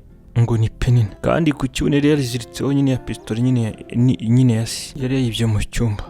Ariko G uyu munsi ndagufatisha to. Yahigaga mu muhanda wose ngo abone imodoka nyine, sinzi ukuntu yazengurutse undi muhanda abona imodoka imeze nk'iya nyina. Yanyuze iyo modoka yiruka ngo imodoka yagendaga ica igana aho Pato yari aturutse. Yahise akatiye moto, akata moto ye, akurikiraho imodoka abona plaque zayo n'iza nyina, ahita yibona nyine. Sibwo Pato yakurikiyeho imodoka, sibwo yari ku isasu igiriga kubita ku kirahuri kiri inyuma cy'imodoka. Nujya ubona mu mafilime y'abazungu. Ayiwe Jiro wari utwaye imodoka nta makuru afite, atazi ko Pato ari yamwometse. Icyo kirahuri cyari kizimise kijanjuka. Rero nibwo yarebye inyuma abona Pato ari inyuma na yamutuye, ndetse afite pistole mu ntoki amwometse. Ayiwe yakaniye amaso G. Nawe yahuye n'ibyo bita ngo uruva gusenya, yongera umuvuduko w'imodoka. Bari bagiye gukora nk'imwe bya James Bond. Mu muhanda ntabwo byari byoroshye. Undi atwaye imodoka ya nyina, undi ari kuri moto nyine ayometse imodoka ya nyina na pistole mu ntoki. Yatwaraga nabi, unudagaranda kumena avuga cyane. Ayiwe nawe mubwiriza wamuhaye barakubeshye, ngiye ngo mpagarare unyice. Yashubije nabi cyane akomeje gutwara imodoka, ndetse iyo modoka ikirahuri barakijanjuye kubera isasu nyine. Yari yarashowe hafi nka 3, andi masasu 2 yari yayihushije, irindi ryafashe side mirror kuko yari atwaye. Rero akaboko agashyize ku ruhande ngo yafunze isambusa, ikatwara nyine ashaka kwirukansa imodoka. Byagaragara ko Pato nta kindi agamije, ashaka kumurangiza. Yibaza ngo ni gute yajya kuryamana na mama iki gicucu, ngo nta gasuzuguro kabi cyane. Ndetse rero birahiye umuntu namenye umuntu uryamana na nyina azamugirira nabi. Mu muhanda byari ibintu bidasanzwe, abandi barakeka ko ari nk'abantu bavuye kwiba. Polisi yari yabimenye kare nayo yahometse, giye bonaga urupfu ruza rumusatira. Ndetse dashboard yerekanaga ko essence igiye gushiramo iri kugenda igabanuka. Ubwo rero gusohoka nyine muhanda asokomurwa. Nibwo rero umuvuduko w'imodoka wagabanutse, imodoka irahagarara. Imodoka ari naniwe gukomeza urugendo ikonoje. Nibwo rero giye yavuye mu modoka yiruka ajya mu bihuru yiruka asohoka umuhanda. Moto y'umucuti we rero Pato nayo yahise iparika, ahita ava kuri moto afite ya pistole mu ntoki, yirutse kuri mucuti we. Giye mu gihe yirukaga rero byaramuyobeye kuko ibyamubayeho ntiyabyumvishaga, yikanze isasu rimukubise ku gitsi nyine, yahise yikubita umutego yikubita mu byatsi bari bamukomerekeje. Ubwo se kongera kwiruka, yakomeje kwirambura hasi rero afashe ukuguru kwe. Nibwo rero wa mushuti we Patu yaje afite ya pistoli yase mu ntoki, yarizengurutsaga arimo guseka. G, sinari inshuti yawe igihe kirekire. Patu, ndi inshuti yawe nukuri, ntunkorere ibintu nk'ibyo. Simbikore, wowe ukemera kuryamana na mama umbyara? G, uzi ko n'ubu ntarabyumvisha ko wabikora. Nukuri sinigeze ndyamana na mama wawe binturutseho. Mama niwe wabitangiye, hanyuma abitangiye unanirwa kumwubaha nka mama. Iyo umwubaha nka mama w'umushuti wawe, iyo wishyira mu mwanya wanjye ukantekerezaho niba ari inshuti yanjye wa gicucu, iyo udashyira imbere ubwo buhehese bwawe ukibuka ko ni inshuti yawe ntacyo nakwamburanye. Ni kangahe nakuremeraga wa muswa we, ni kangahe waboraga y'inzu nkagufasha. Nitwiganye, ni inshuro zingahe twahanaga ibitekerezo, kuki kuri iyo nshuro witekerejeho gusa? Niwame mu cyeso ubwo uri bihemu. Natangiye kujya nibaza, ariko ubundi baguha imodoka gute?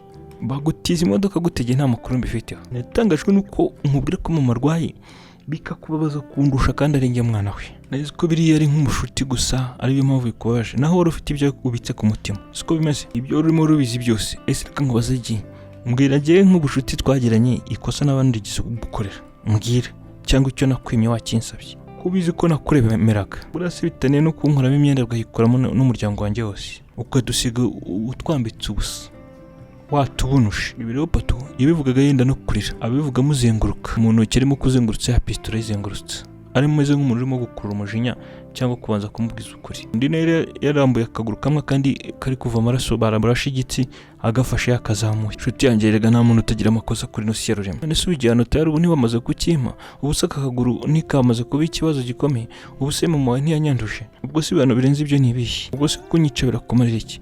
Wambaburiye Patu ko twiganye, mbabura twariganye, ubwo se ibyo ntubizi, ngo twaturukanye kure ngo nkubabarire n'ibyo gusa, nta kindi wongeraho? Cyagiye ndahira imbere yawe nkubwira ko umuntu uryamana na mama utesha umutwe mama nimufata sinabirahira uri kubyumva. Indero narahiraga rero iyo menya ko ndimo kurahiraho ari we nyirabyo, ari we bireba, nari kurangiza cyagihe. Indero yanjye ntabwo ndayihindura, sinanahindura. Uvuze ko umuntu nzasanga atesha umutwe mama yongera nk'inkota ngo gusogote, ubu ndakurasa. Mbabara no kuri inshuti yanjye, mbabara twariganye, ntukore ibintu nk'ibyo.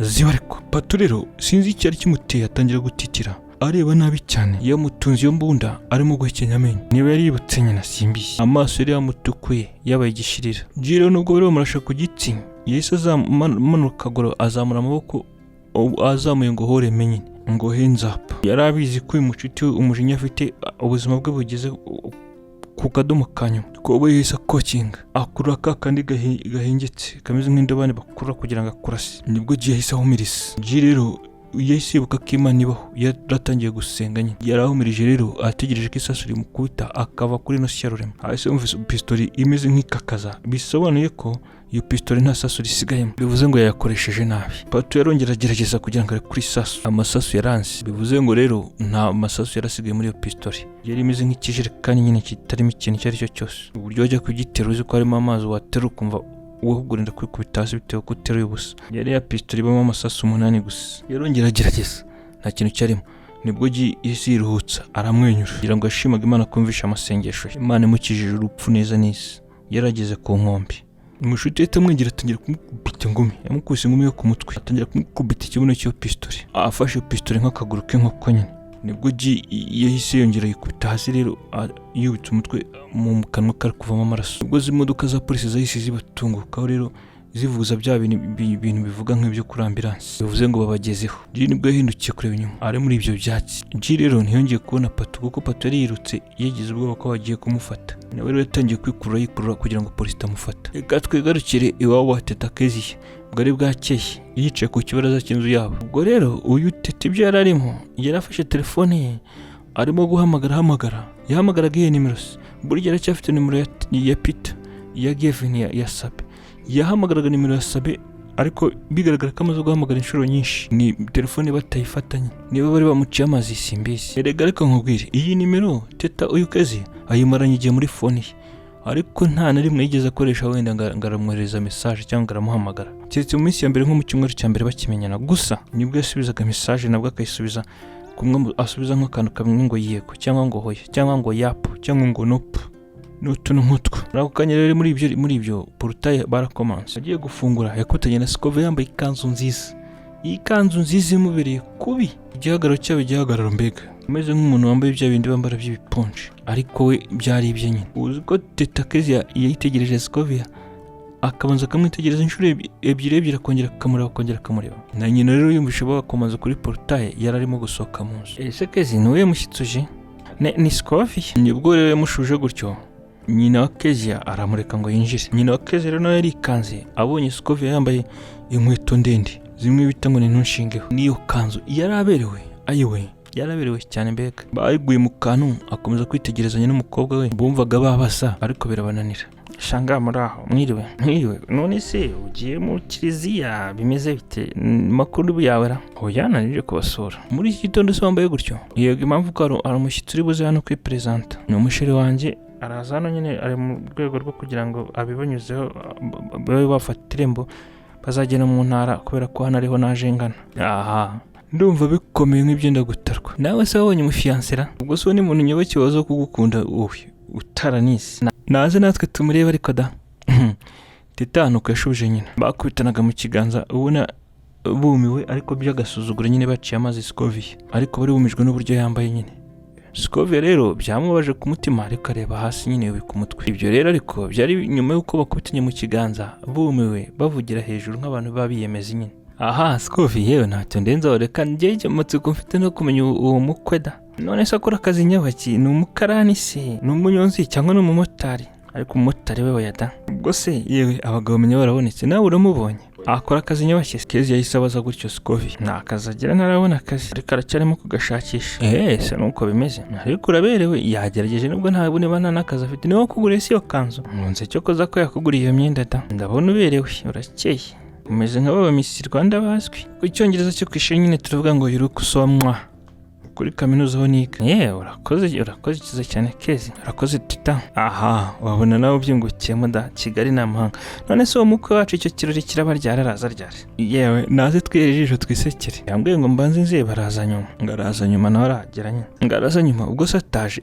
Bakongera bagaseka. Bari nk'abantu bari kureba yeza comedy. Nagira ze tumurebe twumve da amahirwe ugeze na papa wa Jimmy nawe yaraye hano yaraye avuye isafari. Namusaza namubyera we Jimmy arahari. Umwe wajyaga wibambaza. Ariko ntabwo ibyo nabikoze. Tugiye mu nzu ubwo n'abandi tuzabamenyesha ibiri kujya mbere niba bazagenda mu ntara. Barongera bararebana ishangazi we n'umukobwa we baraseka. Binjiye mu nzu ngo kugira ngo bamuhuze na se wa Jimmy nyine. Se wa Teta bamusanga mu nzu muri sala. Yarimo kureba televiziyo nyine ari kureba amakuru. Muri aho papa Teta Scovia rero yashuje mu kinyabupfura cyinshi papa wa Jimmy. Amura mugicisha amaboko birasa nk'uwaciye bugufi. Ariko rero kankubwira icyo kinyabupfura ushaka kwerekana iyo ukerekana no mu bikorwa atari ku munwa gusa. Uri kuzavamo umukobwa mwiza cyane. Wari no kuzagera kuri byinshi pe sinkubeshye. Kubera iki anko? None se reka nkubaze shangazi wawe ibintu uri kumukorera ubu urabona ari ibintu by'i Rwanda. Ko waje Kigali agukuye mu ntara nguze wige. Wari uzanywe no kujya mu bagabura kugeza ubwo nguzana n'abagabo mu rugo rwanjye mu nzu niyubakiye nta soni.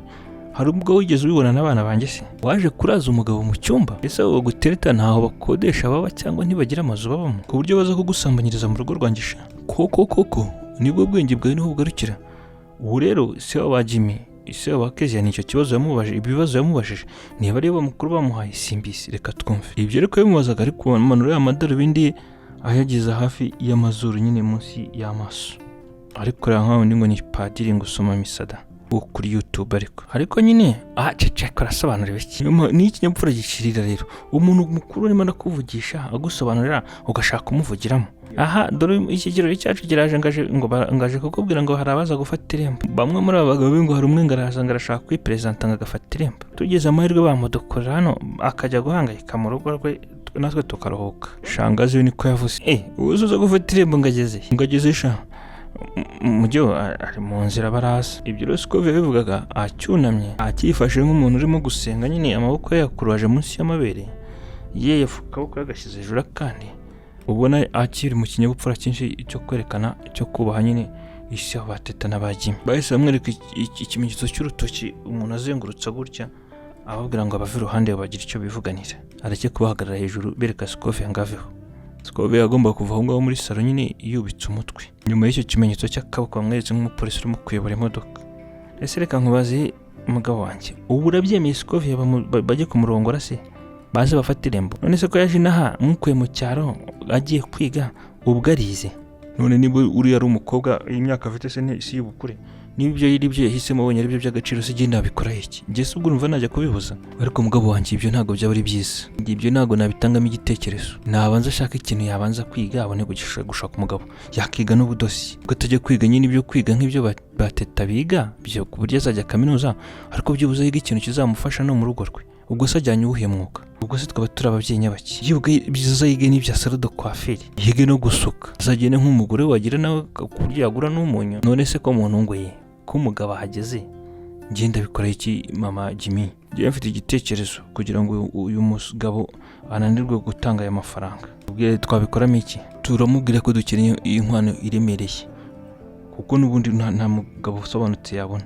araba ari umukene amafaranga tumubwira ntago yayabona turaba tumunanije kandi nta kibazo tubyitwaremo neza ahubwo wamugana ibyo nta kibazo reka ze tumurebe tumutera imibare tumubwira amafaranga bitewe n'ukuntu agaragara umugabo wanjye rero igihe niyo mpamvu burya ngo ukunda wumva ibitekerezo kandi ukabiha agaciro uranyumva rwose nanjye mva ndabyishimiye kandi sinkubeshye ibintu mbikubwira gake kugira ngo utiyemera nibyo mama wa Teta rero mama Kezi yavuze atyo muri ako kanya yari muri ibyo humvishe imodoka ivuze ihoni ndetse ihoni riremereye ubwo rero Kezi ya Teta nyine na musaza we Jimmy bari bicaye mu kibarasa Jimmy njye gufungura portail nge ndinaniriwe urananiwe se unaniwe iki unaniwe kira uro kuntu mase asone nge nawe se ninde umukuru ninde watanze undi kubona izuba ariko rwose ujye nsetsa wajya ko nanjye nzajya mfasha umugore wawe se umufasha se abacerinere tuzi umubare wawe urananiwe se ku buryo utangiye gusaza imbaraga Jimmy rero na mushiki we baterana amagambo nyine Jimmy ariko abaye umuhungu nyine arangije kubwira mushiki ibyo agenda agana kuri portail gufungura ngarebe iyo modoka ivugije ihoni muri ako kanya ikimodoka gihenze cyane gihenze ariko cy'umukara kiri hejuru niba ari V8 niba ari biki cyari gihagaze inyuma ya portail ngo ni V8 Peter yicaye bamutwaye uwo utwaye ari mucuti we George se ntimumuzi ujye utesha umutwe Scovia ubu se ari cyo mudahise mwumva nyine reka twikomereze turabimenya George niwe warabusha utwaye George yahise afata ipita ku ruhande rwo ku mutima mu gituza ese George uri mu biki ndimo ndapima ko umutima utera sha nako boss ese umutima uri gutera cyane wagira ngo wirutse amurushanwa y'amagare sha nako boss wagira ngo umaze kwiruka marato ibi ni bisanzwe byo nibyo witekerereza mbyumve bibiri kuvuga ngo tik tak ngo speed 220 George kugira keza black nje nifitiye pressure none urashaka kuyongera ubwo se nubyemeye nyine ko umutima wari gutera nabe pressure se cyo bisobanuye kango se cyahubwo ubwo rero uyu George yatangiye guseka nyine Peter Sabe Gavin aha nawe igihe cyawe kizagera ntuzavuga ngo nze kukubera pari aha yatubirekereka mu gihe bari muri ibyo rero portail irimo gufunguka Jimmy arimo kurunguruka areba umuntu uje iwawe nyende wari wavugije ihoni yabonye imodoka ya kijyambere ihinze cyane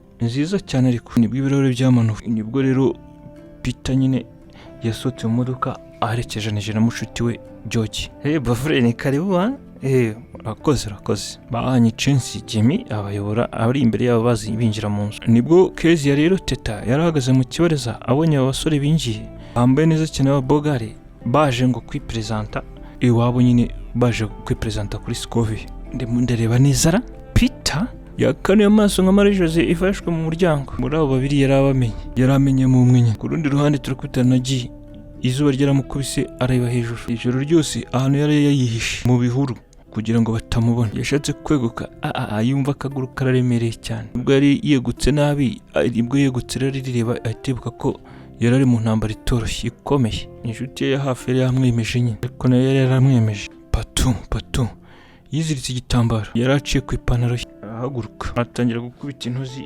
n'inshishi byari byamwuriye n'ibyatsi yari yarayemo yashati igiti cyari bugenda simbagurikiraho kugira ngo ashake inzira yo kuva aho ngaho ahageze rero yasanze ya modoka ya wa mugore cyakimama cyo Penina ntayihari byari mu muhanda w'itaka yagendaga umwe nta bantu bari muri uwo muhanda imodoka yamucaga rero yagerageza kuyihagarika wapi yagenze urugendo rurerure acumbagira kuri icyo giti isasu ryagiye mu kusenyi ryahushuye nibwo yahagaritse imodoka umumama yari yamwemerera arahagarara aramujyana amugiza mu mujyi G yakoze iki hari umusheri yari afite mbere sheri yaramuretse nyine amusanga hanze uwo musheri wa kera rero wagiye yatungwa nuko G aje arimo gucumbagira agendera ku kibanda nyuma y'uko iyo modoka imuparitse yaragiye itamufata urutugu ntibite byose noneho kandi mfasha za niki kibazo si tujye ku bitaro oya utaneza abantu wamushyize mu bibazo. Yavuze ati amwinjiza mu nzu ye amufashe neza amurandase ngo ataza kugwa, amugeza mu ntebe agera mu cyumba cye. Uwo musheri we ni umuganga ngo ni umuforomokazi, yari afite n'imiti mu rugo. G yari yananiwe yumiwe yicaye muri salo, bahise bakomanga. Iyo bakomanze rero ni umujama wari ukomanze. Baby bite se urihe? Umujama wari winjiye nibwo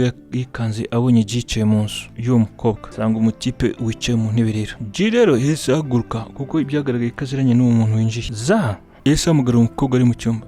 G wihangane gato ndareba imiti. Za yaramusubije, ubu singufatiye kwa sheri wanjye gashyigura gushyigura agarutse. Uwo mutipe wivuze rero arimo no gufunga urugi rwo kuri salo ngo amwemeze ngo amufate ngo aramwifatiye neza. G nawe menya agira ibifuti byinshi cyane. Uyu munsi ndakugora ndagushyira ku murongo, uyu munsi ntabwo uri buve hano amahoro. Ntiwancikaga ukagira ngo ndushe umujyi, uyu munsi ndakwifatiye wizanye singufatiye ko azaye. Ibyo rero mu gihe bivugaga G we yari yahabutse ashaka aho gusohokera. Wari wagiye mu cyumba rero ngo ni Zayi w'umuforomokazi yari agarutse azanye imiti rero yari afite mu ntoki akutana na sheri wo nguwo. Baby niko za uhisemo kongera kunca inyuma n'ingegera yaje kitambika akatwicira urukundo ikakubariza umutima nkakubabarira. Iyi ngegera yanakwibye ikaguteka imitwe nanjye ikanyeba. Moto twari twaguze kugira ngo izajye idufasha ibibazo bito bito ntiyayiriye. Baby ntabwo nigeze nguca inyuma reba ukuntu aje gusaba ubufasha. Dore imiti wenza kuriza ko bizango ni malaria ziba ubwo bucucu kuvuga ni bucucu nyabaki. Reba ibintu nagukoreye byose,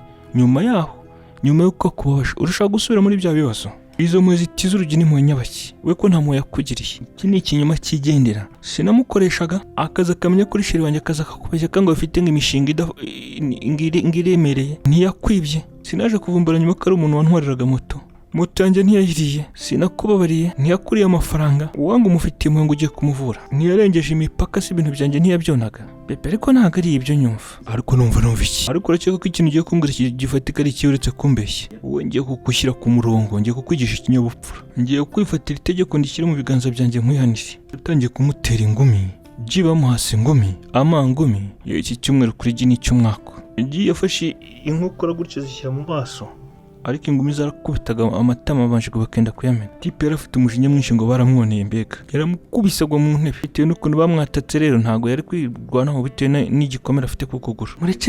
Mureke ariko baby murekire buramubaba uramwica. Zayi ntiyashatse se kwitambika ngabuze umusheri we. Nawe ntibamusunitse se akagwe ngarame hirya muri iyo salo. Urambwira iki wowe? Amahirwe ya G rero ngo Imana murebera imbwa ntihombye. Yabonye ikaramu hasi idafite igipfundikizo. Yise afata ya karamu ayikoresha nk'intwaro yo kwitabara. Yayimukubise mu kuguru. Yavugije induru uwo mujama. Yise amukurura agwa hasi. G acumbagira gutyo mwambaye urufunguzo asimbagurika. Yahise ava muri iyo nzu yiruka. Uwo rero ngo yari sheri uwo Zayi ngo G yaramwibye. Yamutekeye imitwe nyine. G yamutekeye imitwe nyine nk'ibisanzwe. G rero sinzi hano yahise yikinga aho ndasohotse ntihita amubona. Aciye inyuma nyine. G yari yabacitse. Umunyamahirwe bari bamwemeje. G rero byari bimuyobeye ntaho kugiye agomba kugisha akantu yikinga akaba ari hari bwihengeka akaryama nyine. Yarabizi ko ashobora kuba ari gushakishwa. Reka twigarukire rero. Amaso ya Teta Kezi yiboneye neza Peter Kevin ari kumwe n'umucuti we. Peter nawe yabonye uwo mukobwa aramwenyura ntibyarangiriye aho agenda amugana. Kezia Peter amakuru sumeze Teta yemeze neza wose. Hanjye meze neza iminsi myinshi kabisa nshimishwa no kongera guhura nawe. None se umucuti wawe niwe sheri wa Scovia niwe suje gusaba?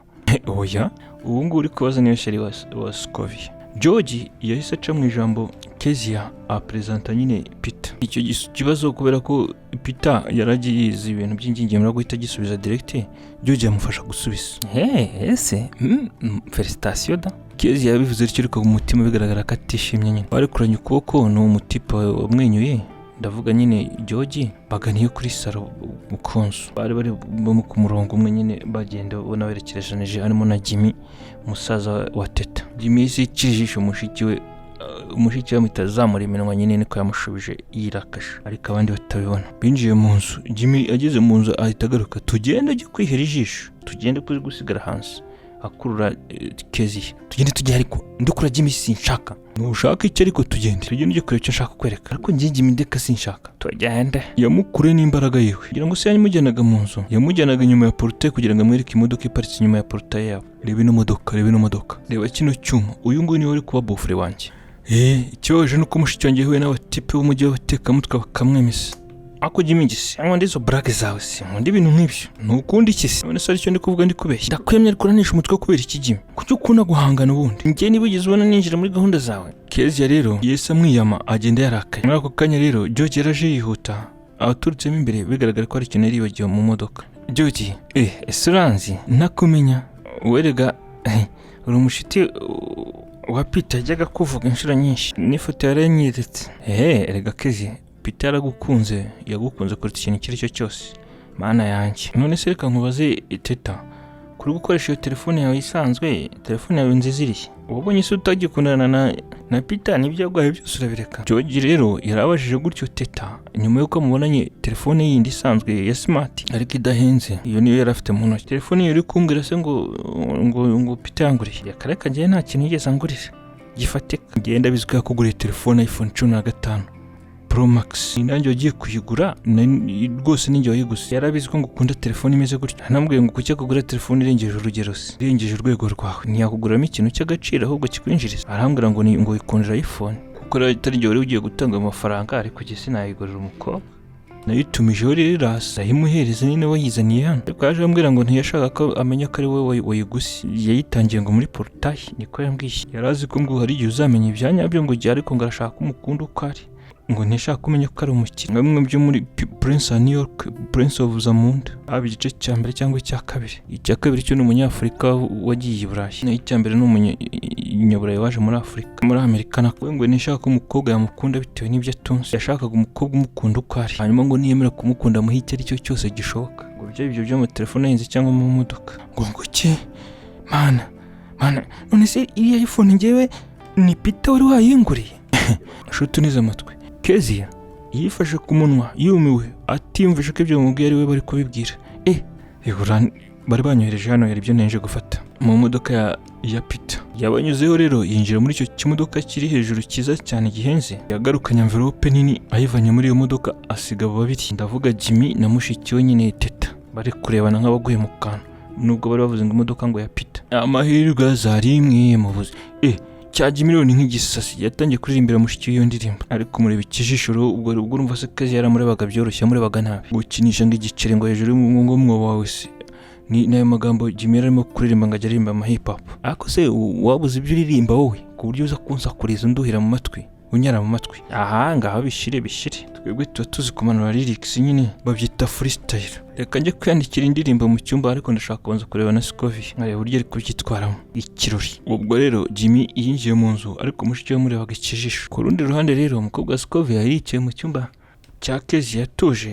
ngo ni umuco nyine ntabwo yagombaga kwigaragaza muri salo hari ibyajyaga mbere bavugaga uburyo ngo inkwano igomba gutangwa no gufata irembo abasaza bakazaza nyuma ariko abasore b'abakire bahita babyikemurira ubwo harimo shangazi yo Scovie harimo mujomba nyine ari we se wa Jimmy yari inama Scovie we mu cyumba ntabwo yari yicaye yarazengurukaga byamucanze mbega muri ako kanya rero shangazi yinjiye mu cyumba asanga Scovie afite wasiwasi afite impungenge byamucanze shangazi uramamagaye ese reka nkubaze Scovie ibi bintu ko mbona ari ibintu bidasanzwe ugiye gushakana na Peter yego shangazi mugiye gushakana uriya si fiancé wa mwene wanyu wamubyara wawe uriya si fiancé wa Kezia si fiancé wa Teta ubwo se byaje kuza gute kuri wowe anti ndabizi ko yari umusheri wa Teta ariko Teta yaramwanze mbabara tuzi Scovie ziba nuko ari abashyitsi ese burya mugiye mugenzoye kundanaga na Peter nawe mu mutima washakaga uburyo ugomba kumwirukaho ukamuca inyuma